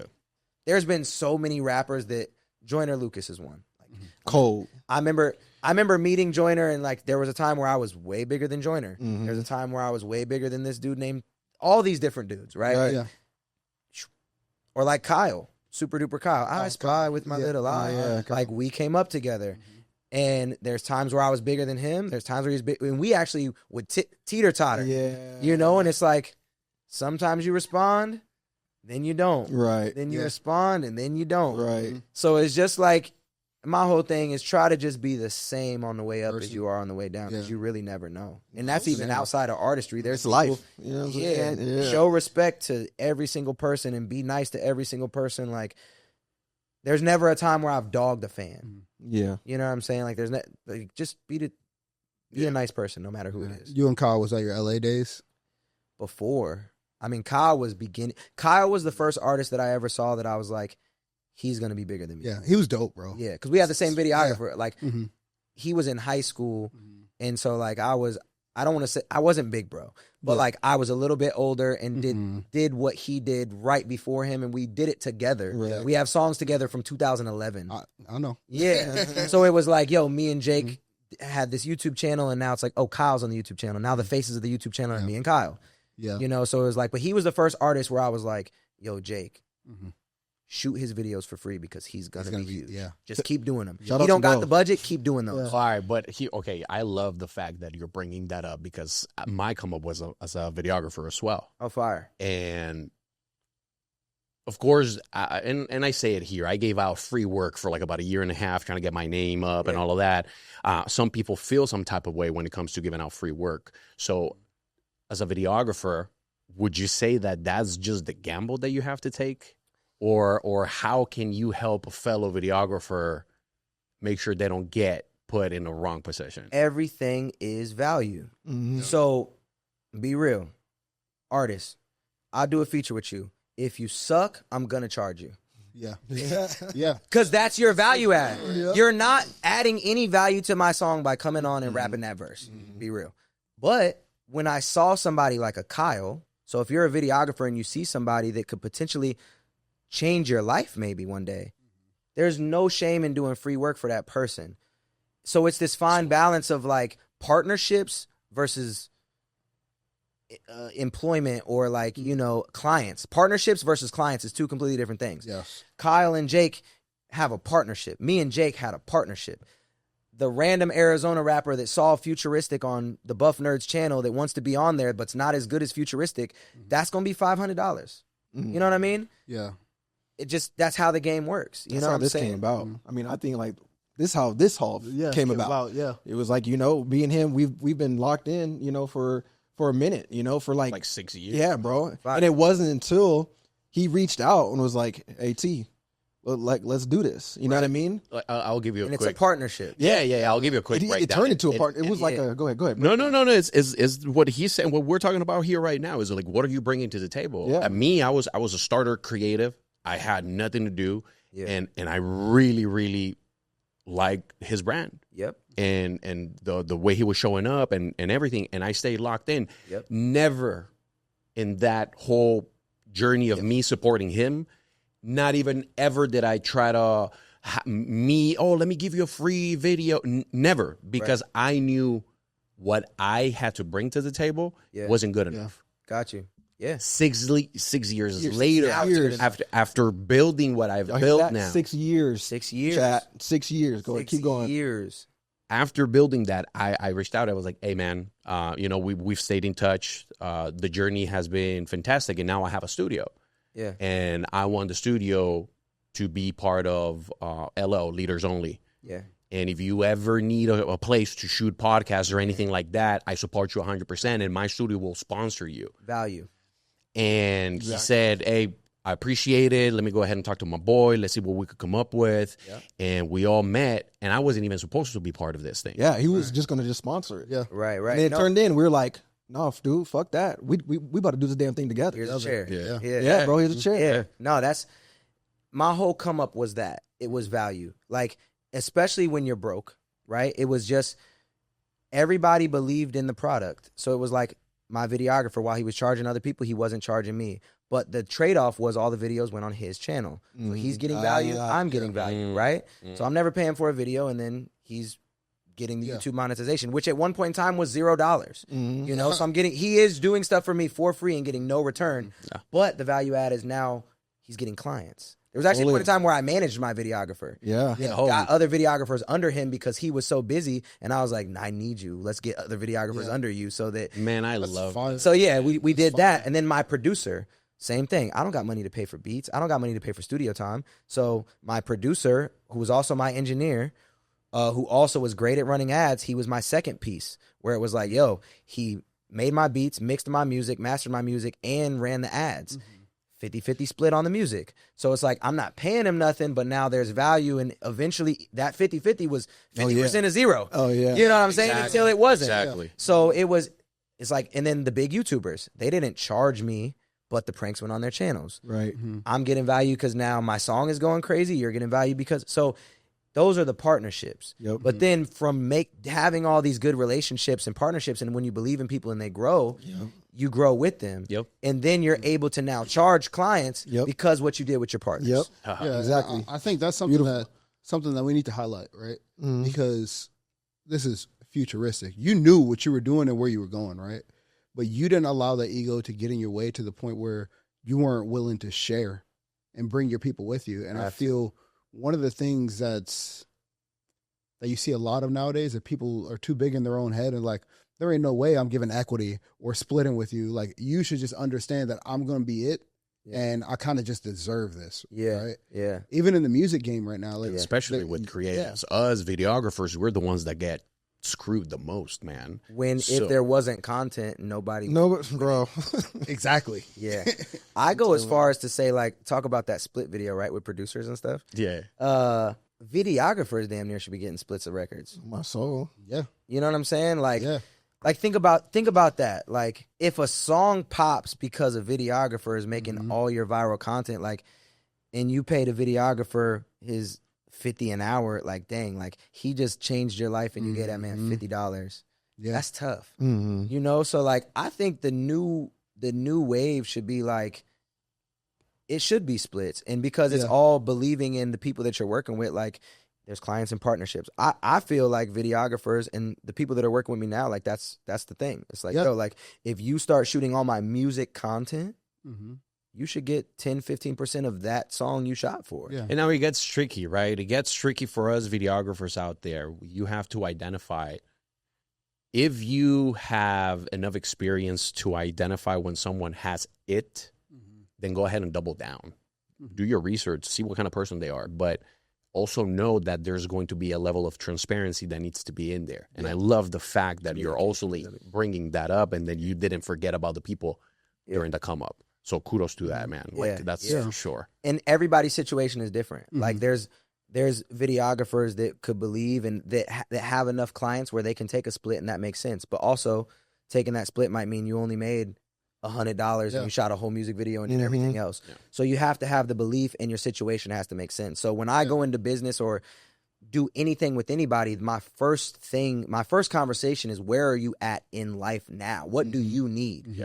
And so it's like, one of the biggest ones I always refer back to is, there was this kid who produced my biggest song. It has 70 million plus streams. And I remember I was like, yo, I'll give you 25% of this record, or I'll give you your rate. He wanted $400. Oh shit! It's like, when you break down the math, like, he would have made 6 figures off that record. Oh my god! Hey, babe, hey, it ain't your fault. Hey, that's what you want. Not mad. So, but at that time, there was, and he actually did 2 songs. I bought 2 beats at the same time. Oh Lord! Spent $800, and one song has 13 million streams, and one has 70 million on Spotify alone. Oh, he went good. And man, he needed $800 more than he needed a split that could have potentially. So like, that's where on both sides your belief in who you're working with, your ability to say yes or no, Absolutely. and your self-awareness, Absolutely. and awareness of your situation is like, yo, maybe he had to make rent that month and he could not wait. Exactly. He couldn't wait 3 months for the check to hit, and he didn't have the belief in the product. Exactly. He needed 800. And it goes both ways, right? Because even if you look at somebody like a Cole Bennett, it's like you never know what that person is going to be. Yeah. So be careful in how you handle that situation because they might be the person to take you there. Yeah. Trust me. Yeah. I Got to be both sides. I went through it. Yeah. I went through it. Again, that whole year and a half. It is very famous within the videographer community to get roasted by saying that, I'll pay you with exposure. Yeah. Jake just posted a video about that yesterday. So it's just got to know the ones, Exactly. the ones and the ones that aren't the ones. exactly. Absolutely. I actually wanted to read a part of one of your lyrics. Oof. It says, "From what I'm making, I'm frustrated. About to go to Super Saiyan." Mm-hmm. What did that? What That's from the greatest. I'm frustrated. Yes. Trying to go Super Saiyan. It's crazy. I think I'm just at that point in time. That was the nerd rap song. So that was the song that changed everything. But from that, I'm saying like, yo, I'm frustrated from what I'm making. It's less like, once again, my ego at the time. I felt like I watched a lot of homies pop off and do these things, and I'm like, still broke. I know I'm working harder than everybody at this point, and I feel like I'm better than everybody at this point that I saw surpass me, and so that song was like that. That's why it's the greatest. I'm just like, I'm doing this. Nobody's stopping me. I'm frustrated. Don't speak to me right now. I'm in my mode.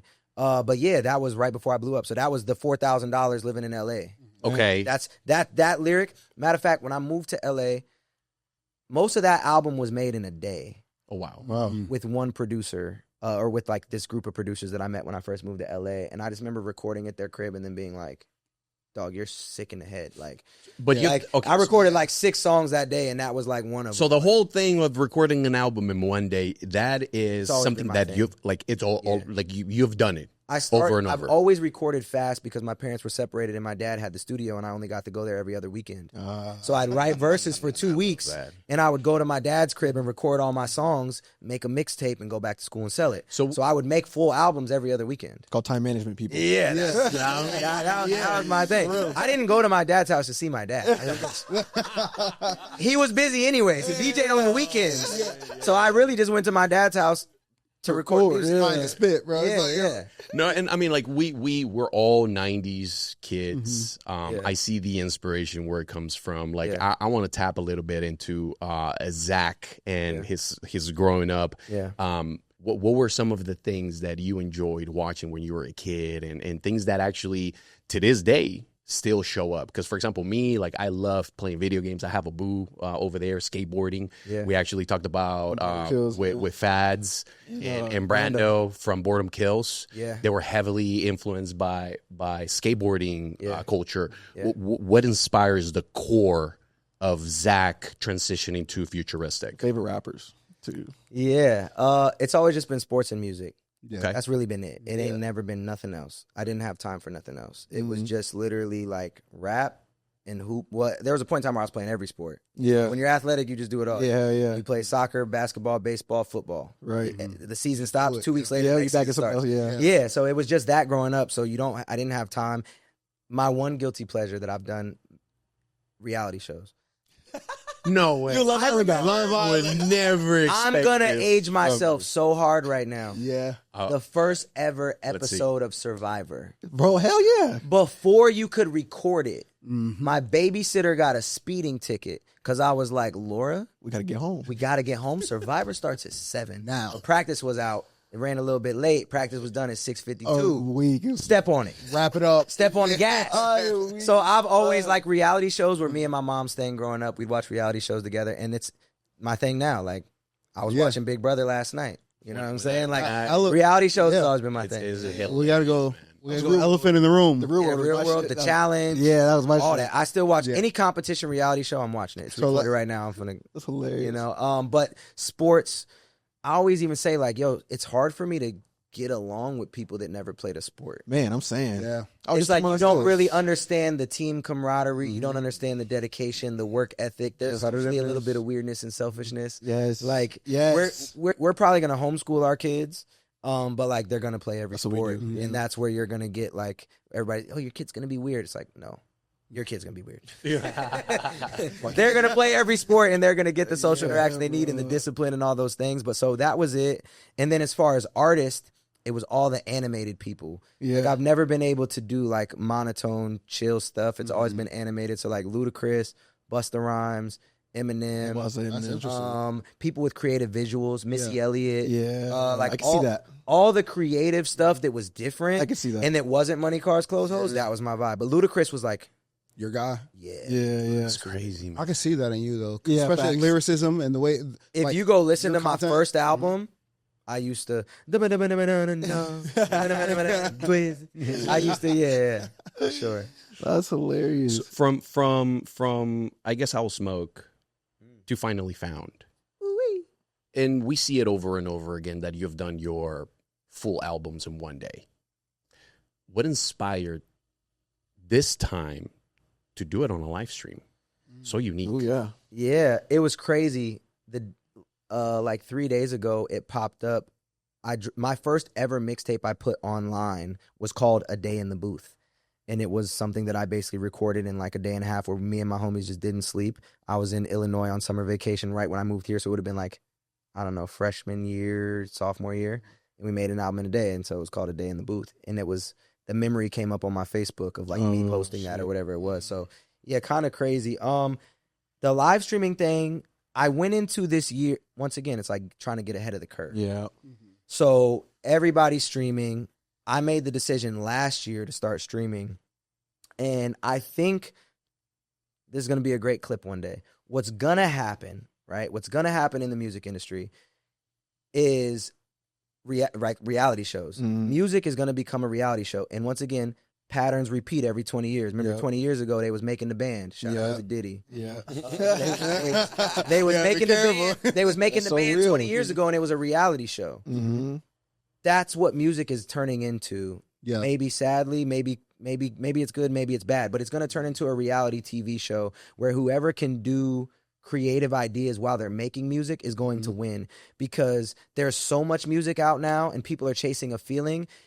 Now the music isn't what gives you the feeling necessarily all the time. It's being immersed in the moment, and people are consuming streaming so much that whoever can gamify and reality TV show the creation of music is going to win. Yeah. Whoever can do that at the highest level. happening. Whoever can be a Mr. Beast of the music industry and be like, we brought 1,000 artists in this place and we're doing this, and this with them. That's who's going to win. Content houses for music. Content houses for music. That's crazy. I don't know That's if you the next guys. wave. I don't know if you guys ever saw this, but I think it was on either MTV or like Fuse or something like that.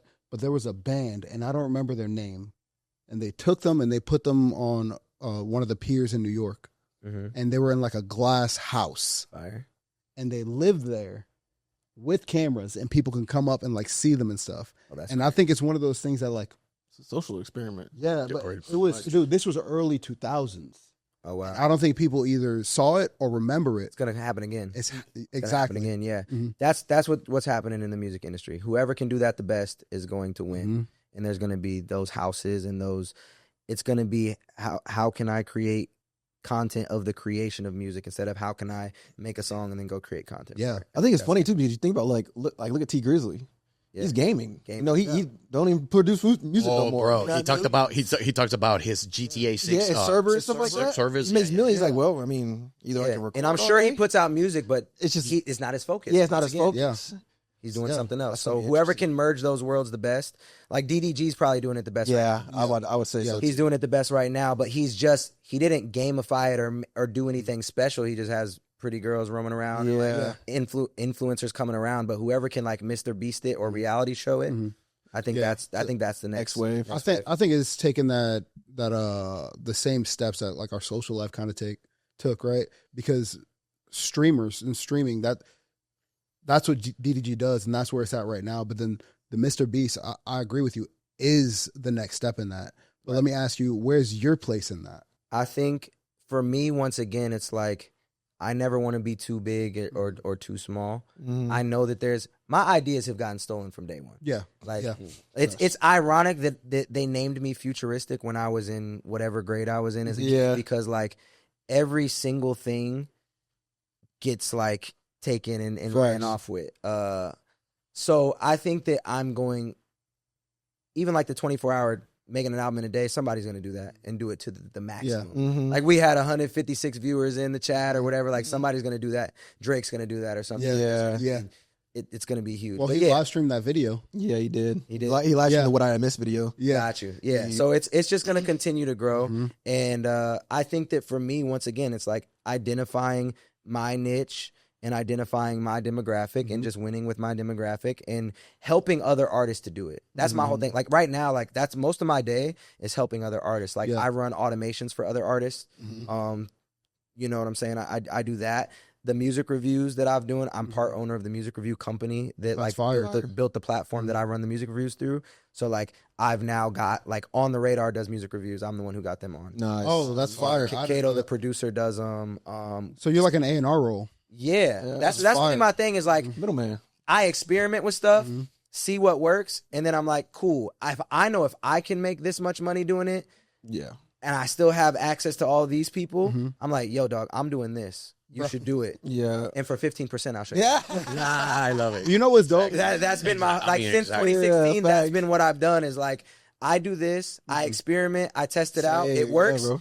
For 15%, I can show you how. Absolutely. Bro, you're so grounded because it's like, you're talking about so many things that I didn't realize you were the pioneer of, right? Yeah. And not to compare you at all, but then there's like the Soulja Boy that's like, I was the first rapper. Nah. I invented the word sheesh. I started that. Drake? Hey, but you got to give bro his flowers. Oh, no, absolutely. But that's what I'm Boy, saying. You really scroll back though, Soulja Boy was. Hey, that LimeWire strategy was fucking bro. But that's what I'm saying. That was Like, smart now as hell. I'm listening to him. I'm like, oh, I seen so-and-so do that. Like, oh, Futuristic was the future. Yeah. Like, No, that's fire. But it's cool. It's dope. Like, yo, like, go make that bread. Right. I'll be at the crib with the kids and be like, oh, they streaming? Today's their first day? Yo, how much they make? I don't think people realize how much streaming is. Bro, it is exhausting, bro. Oh, yeah. I streamed for like 6 months on TikTok for like 3 to 4 hours a night.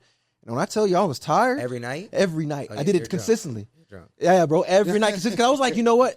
I ain't gonna lie. You dive all the way in. Oh, I made a good bag. You know what I'm saying? But I built a community. You know what I'm saying? But it was just like, bro, it is exhausting, bro, because you're talking to so many people. You have your regulars. You get to know them. You have a Discord now. You know what I'm saying? So like my people, I'm getting to know their kids. I'm getting to know like it was getting deep. Community. You know what I mean? But you're like you take on a lot of people's.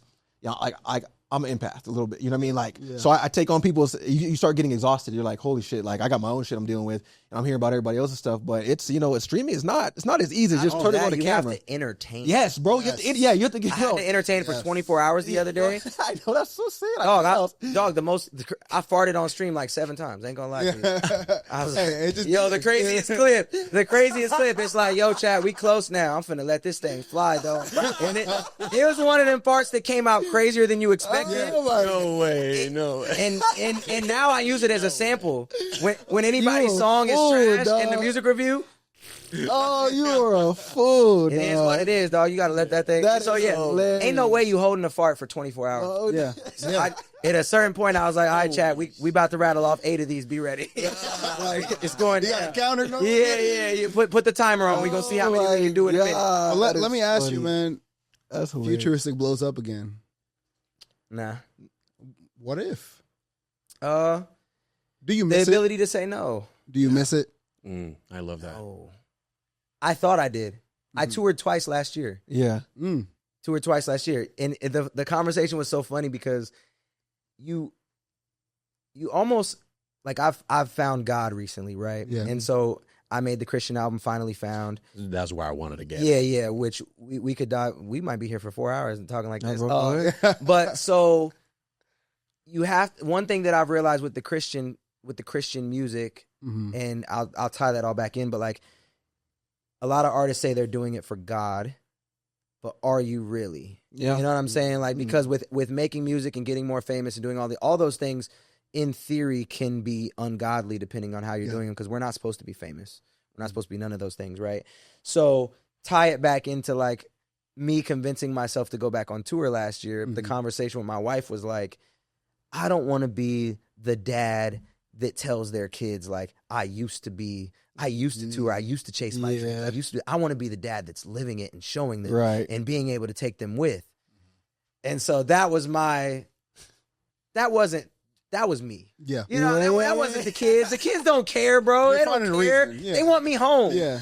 So I went on the road and I was like, this is stupid. I miss my kids, man. And this is just taking me away from my routine and my life and like all the other cool things that I do that while being on stage is cool. Like, and I did 2 tours. One of them I opened up for somebody and one of them I headlined. That's always the formula. You know, you open for somebody, steal their fans, go headline. Man, you're right, man. I swear to God, we could sit down here for 4 hours because I want to ask you about you declining not opening for Nipsey Hussle. Oh my God. But I mean, like, see, that's the thing. Like, God, man, like, it's so much. So I did that last year, and just at the end of it, I'm like, never again. And so this year, I've got offered a ton of shows, and I'm just like, no. This is why I believe may happen. Your kids are gonna grow. For example, and I'm seeing it right now. My baby is 8, and she's now getting a grasp of what it is that I do, and like they see the videos and whatnot. Once your kids are a little bit older, perhaps you'll feel more inclined into actually maybe touring once again. You said they're already there. They already. I taught my son how to rhyme. Yeah. And so he just rhymes. He makes up a lot of words, but like anytime I say something, he'll just start rhyming off it. And not even intentionally. Yeah. I'll be like, did you go to the bathroom? And it's almost like that Eminem meme where like you can be like, bathroom. He be doing that. He'll be like, bathroom, that room. Cat's room. And he'll just go, and I'm like, oh yeah, he's gonna be nasty. Yeah, and I love that. Nasty. Hey, would you do the nerd raps with him again? I don't know, man. I just try to take stuff as it comes. I mean, if it's in God's plan for me to pop off again as an artist, but like the reason why I say no is because I'm not trying to. Yeah. So everything that I've ever got is because I've tried and put my full focus there. Man. And so like my energy now is like put in everybody else. Like the artist that I'm managing, he's blown up this year and he's on tour, and I'm at home being like, oh yeah, Michael Manelli. Yeah, Michael Manelli has went from when I first started managing him, I think he had 12,000 followers on Instagram, and now he has 910,000. Yeah, he's bigger than me. So that was always the goal. I'm like, anybody that I manage, like the goal isn't for them to be under me, it's for them to be bigger than me. And that's where like every artist that I've seen that starts a record label or manages, actually I've never seen an artist manage another artist, but the people that start record labels, it's like they're always the pinnacle and everybody's under them. It's like, no, I'd rather, once again, tip the scales and be here and let y'all be. Because I've already done all that. Yeah. I know the do's and don'ts, and I know how to make the most money on a tour and how to capitalize and what that looks like. So let me stay at the crib with my kids and you go do it. Right. Absolutely. What's your opinion on being someone finding talent, you know, and bringing them to that point now, as we speak about Michael Manelli? Yeah. What's your opinion on the current state of Phoenix? Yeah. And the music going on in Phoenix? Absolutely. I think everybody, the people that win in Phoenix are the people that realize Phoenix is not the end all be all. And it's like sad to say that, but I feel like it should be obvious. Yeah. It's always been this thing where all the artists that are obsessed with Phoenix don't make it out of Phoenix because you're too worried about what everybody in Phoenix thinks about you. Yeah. Like even in the Bible, like there's a verse where it's like, yo, Jesus had to go elsewhere to give his word because people were too familiar with him where he was. Yep. Ooh. If Jesus had to leave his city to pop, my soul. You think you don't have to leave your city to pop? And he was Jesus. He was him. It was him. You think you're him? He was really him. Oh, me. And he had to leave me. to give his word. Yeah. So like that was my thing. When I got into this scene and like I realized like all these rappers were just trying to either impress each other or beef with each other. And I started doing shows with rappers and doing shows with anybody and everybody that came through here, like to tie it into the Nipsey Hussle thing. And then I realized like it's not about how many shows you do or like how many rappers you're better than or whatever the case is. It's about finding your demographic. And you can't find your demographic just being here. You have to go outside of the city. So like you see artists like Samara Sin just landed the cover of XXL. Yeah. I had a consulting session with her and her manager a year and a half ago. And so it's like she's in LA. She's doing a whole bunch of other stuff.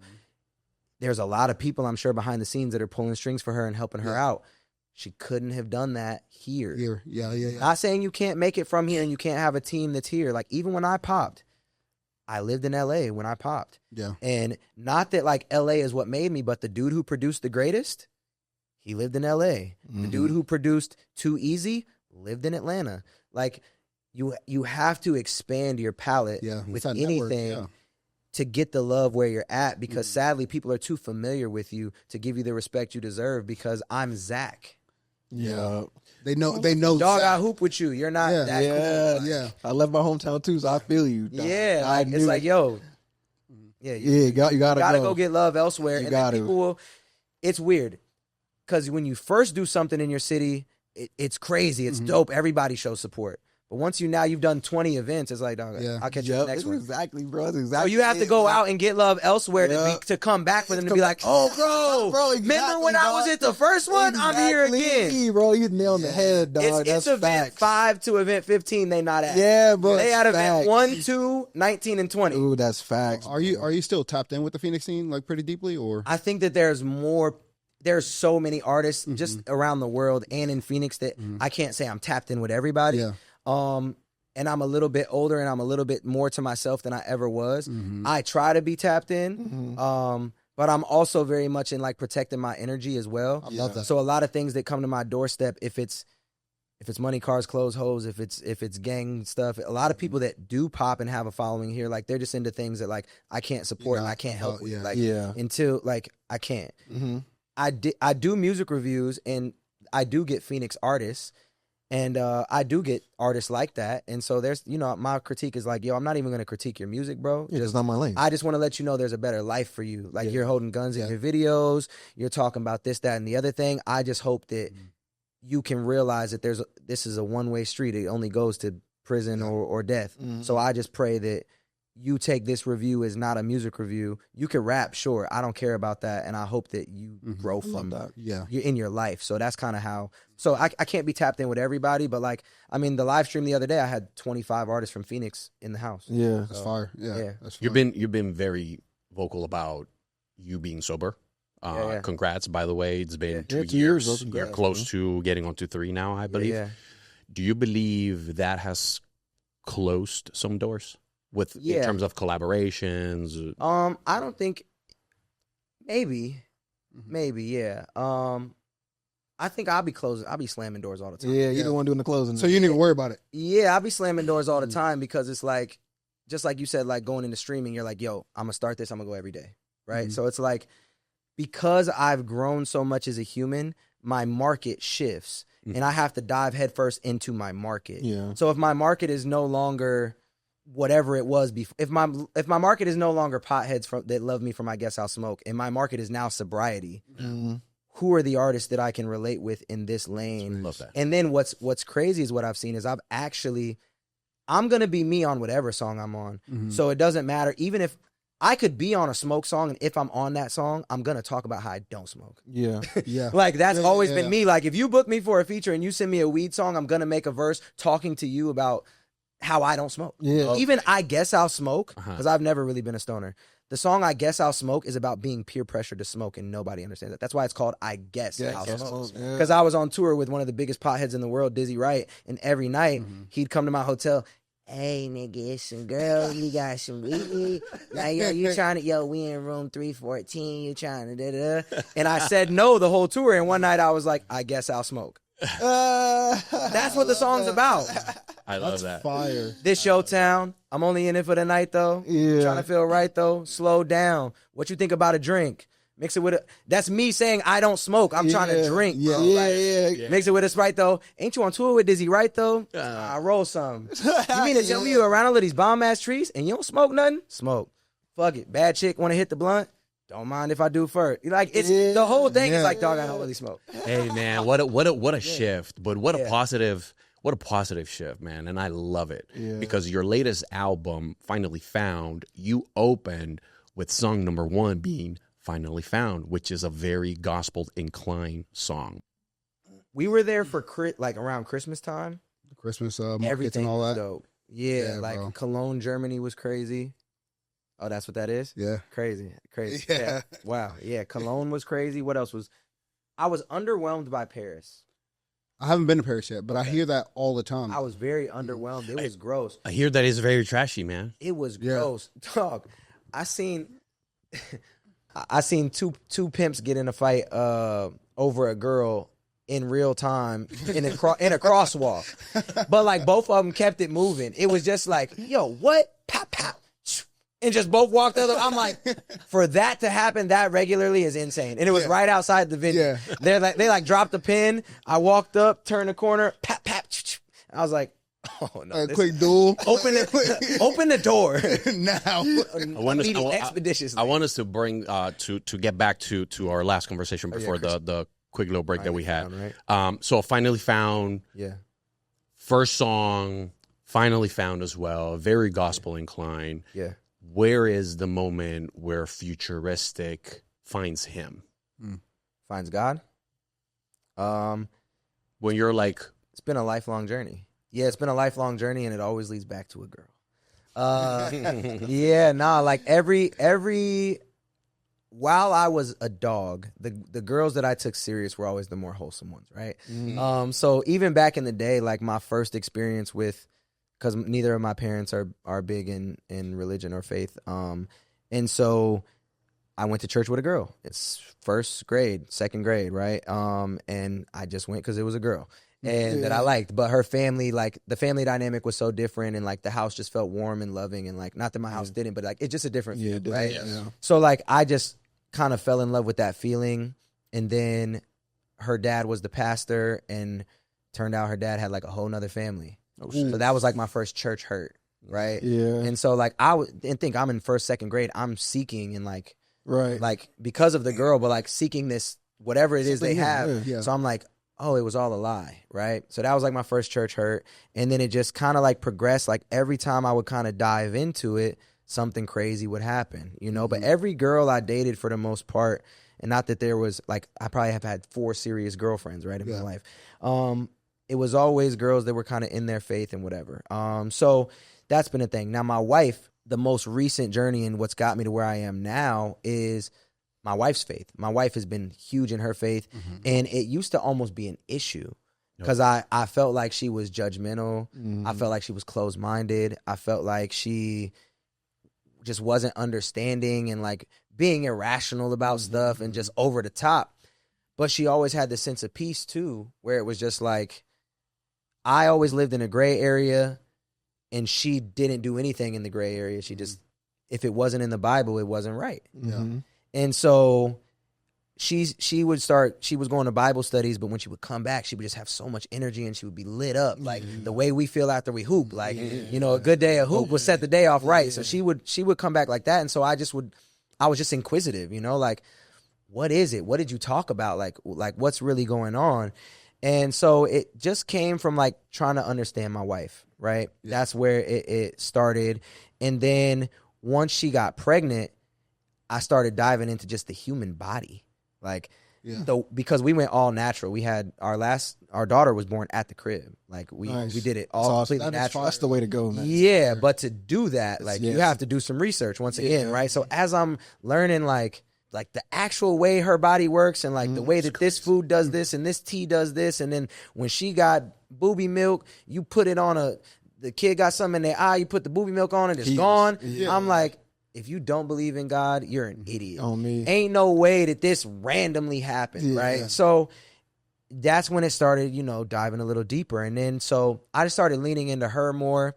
And I've always like worked with positive people, right? And people that, you know, like even the music, like I said, I've always stayed away from the crazy stuff.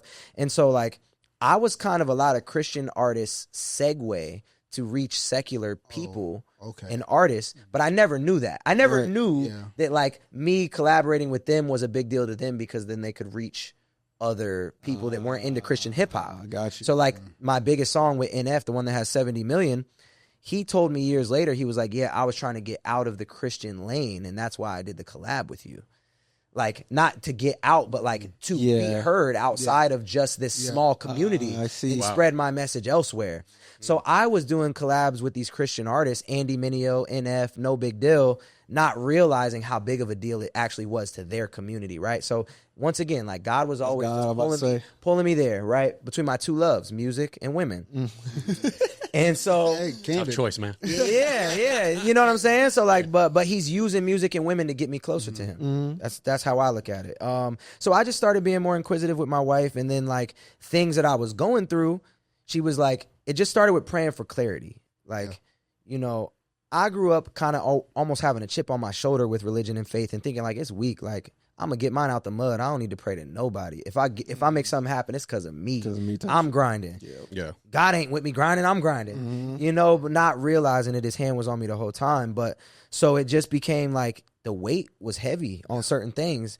And, you know, decisions I had to make was I always lived, my wife would call me captain of the wishy-washy team. I'm like, which way do I go? Like, I got to weigh out every single option. You remind me of me. You know what I'm saying? Like, you got to weigh it all out. And she don't never weigh nothing out. Right. She's just like. All in. She's just like, yeah, no, we doing this. I'm like, what? Yeah. So I just started praying for clarity, and I would just have those moments where it's like these decisions that used to be so tough were easy. Yeah, bro. Now I'm on that tour that I told you about last year. Yeah. This was like the moment where I decided to dive headfirst into the Christian music, because my album last year was called Ikigai. And there was this documentary called The Blue Zones, which got me into Ikigai. And it's basically like your reason for being, your purpose. And within Ikigai, there's those that don't know, my bad, go ahead and please tell the audience, what is Ikigai? Yeah, Ikigai is your reason for being. It's your purpose. It's what gets you up in the morning. It's why you exist. Your Ikigai. It's a Japanese philosophy. And I learned it from The Blue Zones, which is a documentary on Netflix where they talk about 7 places in the world where people live to be 100 at a higher frequency than anywhere else. So in that, the main things that kept people, living to be 100 was they had purpose. They did things that they loved. They had a good community around them. They ate a good diet. They walked a lot, and they had some sort of faith. So that was like another, like, okay, the fact that was on there. So I had a couple Christian songs on my last project, one called Y'all Need God, one called Clarity. I go on tour, I'm performing those songs in front of a not Christian audience, but they were resonating really, really well. Yeah. And while I'm on that tour, I got booked to do a Christian festival, and it was part of my tour. So I do this Christian festival, and it was the best thing ever. So shout out to No Big Deal and Holy Smoke Fest. Yeah, the energy was awesome. It was crazy. Yeah. And like normally, this was my headline tour, but that was just like a one stop on it, right? The only show that wasn't a headline. So I'm intermingling with my fans, and I felt out of place with my own community that I've built, right? Wow. Because a lot of them are those I Guess I'll Smoke fans. Wow. They're some of them weirdly didn't know I was sober and are trying to drink with me, and they weren't my people anymore. Yeah. Right. Yeah. Not all of them, but some of them. So I felt out of place at my own shows. And then I do that show, and I felt so in my element. And so I stay up that night talking to my wife on the phone. She's like, just pray about it. I'm like, I don't want to jump in the Christian lane because I'm not even Christian. I don't live in this space. I'm not all the way there. Sure, I pray. I'm growing in it, but like, I don't want to be, I don't want to look like I'm using Christian hip hop. I don't want to, whatever. Yeah, but that felt so good. And I feel like as a human, I need to dive more in. And so she says, pray about it. Dog, I wake up the next morning, Maverick City Music follows me.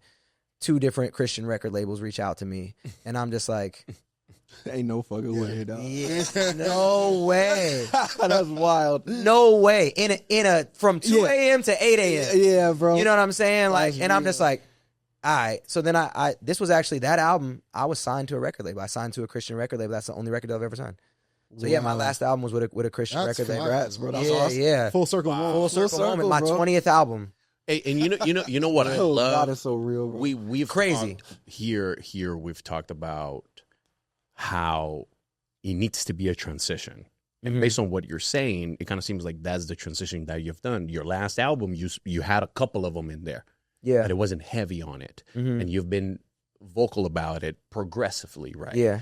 Now, well, that was big news to me. I didn't go that deep into see that you guys signed up with a Christian label. Yeah. So we kind of kept it on the low because I'm like Mr. Independent. Yeah. So it wasn't like, hey, y'all, I signed a deal. It was more just like to be in this space, getting some backing and getting more in this market. And let's see. You know, I was going to ask you, like, going forward, is this what we can expect from Futuristic? label stuff or Christian stuff? Your music output. What kind of are you going to be more like lyrically inclined towards faith, or? Yeah, I always just tell people I rap about whatever I'm going through, right? Yeah. So like, while that album is Christian, like my biggest thing I was focusing on for the last year was growing in my faith, you know? So it was like, and it's cool because like, once again, that imposter syndrome in me of being a Christian artist, it worked backwards. Right. It was like, if I'm gonna be a Christian artist, I better learn more about God. Yeah, you gotta lock in. Yeah. So it was like, once again, God bringing me to him through something that I loved. So, yeah, like it's helped me grow in my faith. And like that album, my albums are usually made, like I said, in a short period of time, right? Like not in a day, but like throughout 3 months usually. So like that 3 months, it's like, and then I usually don't, not that I don't have anything to say, but like I'm not in creator mode. I'm in marketing mode. I'm in that mode. So like my creativity comes in waves to where it's like, it's undeniable. It's like, Zach, you have to make music right now, where melodies just hit me all day long and I can't do anything else. Right. Yeah. And then they disappear. Right. And because my brain is on now, I got to promote it. Yeah. So yeah, that phase of my life was just that. And it's not a phase as like, oh, you had a phase of Christianity. No, it was finally being found and finally finding God. So that album is about that. So now as I'm making music, there's still those elements and there's still those things and my music is still that. But like even when I made that album, I'm a Christian human. I wouldn't say I'm a Christian artist. I'm an artist I love that. Yeah, I that's love Christian, that. you know, I love that. and it's just like, Never box yourself but in. I can talk about other things, but like I would be misleading. I'd be misleading people if I wasn't including my faith over here. So I've done features with people that aren't Christian artists, but like I'm still going to talk about God if the song makes me want to talk about God. Right. You know? I love Zach, that. So listen, man, Yeah. we could sit down here and keep going for hours, Yeah, man. You're a very interesting man. And again, I really hope that we could sometime bring you back, Bring it back, bro. and finish up with everything that you've got going on, man, and your journey. As we see the tendency of you always evolving, and I love that, bro. Yeah. I appreciate it. But I cannot let you go without asking you this. As of right now, what is Zach listening on his way back home? I have a playlist on Spotify. Well, actually, no, I'm listening to the Bieber album on the way home. There'll be two questions. This one, go ahead. and Yeah, I'm listening to that on the way home. But I pretty much like new music comes out every Friday. I go to my release radar. I check what drops. I try to listen to a little bit of everything. But most of the time, because especially now I'm doing music reviews, like I listen to like 500 songs a month from independent artists. Oh, wow. that's fine. So a lot of times I'm listening to lo-fi jazz, to be real. And if I'm not listening to that, I have a playlist that's in the link in my bio called Christian Chill. It's like my curated playlist of what I have 4 playlists: Christian Chill, Chill Friends, Christian Hype, and Rock Friends. And those are pretty much like I go to listen to new music and then I take the ones I like and I put them in those playlists. And usually that's what I'm listening to. I want you to take advantage of this last portion of the segment. Go ahead and take advantage of shouting out some of your upcoming favorite artists that we should be on the lookout for. Man, there's so many. Pick 3. John Keith is probably my favorite artist right now. Shout out John Keith. Just dropped an incredible project. Perfect project. John Keith. V Wills also just dropped a perfect project, and my artist Michael Manelli that I manage. I would say those are my top 3. Yeah. Awesome. Zach. Well, I Where? gotta give some love though. Gotta shout out to you for repping the brand on your stream, bro. Yeah, You know what I'm saying? man, I didn't Only see that. Guy, I Hey, appreciate you. Yeah, that's bro. massive. And I it was didn't like, see that. and it was crazy because he reached out, bro. You know, a lot of people wouldn't do that. You know, so I applaud you for that. Yeah. You know what I mean? Because we just got to know each other, and it just like that meant a lot to me. You know what I mean? Especially with someone like a platform like you. And you know we made it work, and you know, and coming on our pod as well. It was it was value Yeah, transaction. yeah. Just love, with genuine love at the same time. So What you do is like, I mean, it's right there, you know, the stuff you need to hear. Yeah. Not get addicted to it. Like, everything that you post is like, it's almost like the quit being a bitch. You know, like, that's basically your brand is like, basically, it's that. And it's like the tough things that people need to hear. And like, that's always been how I've moved, you know? Oh, yeah. And then even like the shirts that have always sold the best for me, they look like that. yeah, Like, talk about boredom kills. Not saying that boredom kills stole my shirt. But my biggest selling shirt that dropped in 2017, and it's been, you know, it said make sure you're happy in real life, not just on the internet. Yeah. And like, I never saw anybody really post that, and it's a big thing now. But like, that was always my biggest selling shirt, was make sure you're happy in real life, not just on the internet. And that was part of like my rollout in 2016. Like when you bought As Seen on the Internet, the front cover, like when you open up the little booklet, it's like, yo, consume this art and then go create your own and make sure you're happy in real life, not just on the internet. Go out and live your life. I love that. And so like when I see stuff like this, like that's the coolest shirts to wear, is like the one that's just very simple and there's a message and somebody could see it and it could potentially turn their day around. Absolutely. You know what I'm saying? Absolutely. So your posts do that for people. Bro. So when I saw you through Guestless Print. Yeah. I saw your shirts getting made. Yeah, It was just like, this is hard. It's simple, but it's perfect. And the world needs it. So that's why I rock with your brand. Thank you, so brother. much. Love. I had to give my boys some love for that. I didn't know, man. That was massive for sure. Absolutely. Yeah. And you know, we appreciate you coming out, Zach. Yeah, bro. Obviously, we all have our own special relationship we built with you throughout the internet. Yeah. And Super cool. Which I had no idea of walking. You know, you Yeah. really never know. You don't know what to expect. You don't know. You don't know if people. I figured y'all would do y'all research, or like you knew something, but like sometimes, and I don't do too many of anything, bro. I stay in the house. Like I'll go 3-4 days where like I'm like, dang, I haven't really left my left the crib. I haven't really left my area, and it was good because when I put in the address, I'm like, oh, this is 5 minutes away. Perfect. Perfect. I'll be home for lunch. But you know, we like to welcome you and let you know that you are part of the NDO family. So value added, whatever we can do to give back to you and everything you got going on. Absolutely. This is always a space for you, your artists, your family, anybody that needs to get their voice out there and wants to be heard, brother. Yeah, absolutely. Beautiful. And again, you are always welcome back. Beautiful. But appreciate y'all having me. Absolutely, brother. Appreciate you making the time. Yes, sir. But with that, I think it's time to wrap it up. Where can they find you, Zach? Yes. At Only Futuristic, you know, pretty much on all the things. At Only Futuristic, a lot of cool things always going on. Too many to shout out. We working. You know what I'm saying? Absolutely. I love it. Yeah. Busy and blessed. Yeah. Busy and blessed. But like we always say, guys, right here, we want y'all to be right here with us. Come have a seat, man. So however that looks, you know, subscribe, hit the notification bell, drop some comments, tell us anything you loved about this episode, what you didn't like. If you have more questions for Futuristic and you want us to bring them back, drop it in the comments. Absolutely. Let us know. Stay active. Stay a part of what we got going on. You guys are family as well. Absolutely. But till next time. We'll see you guys next Sunday. Peace. Peace.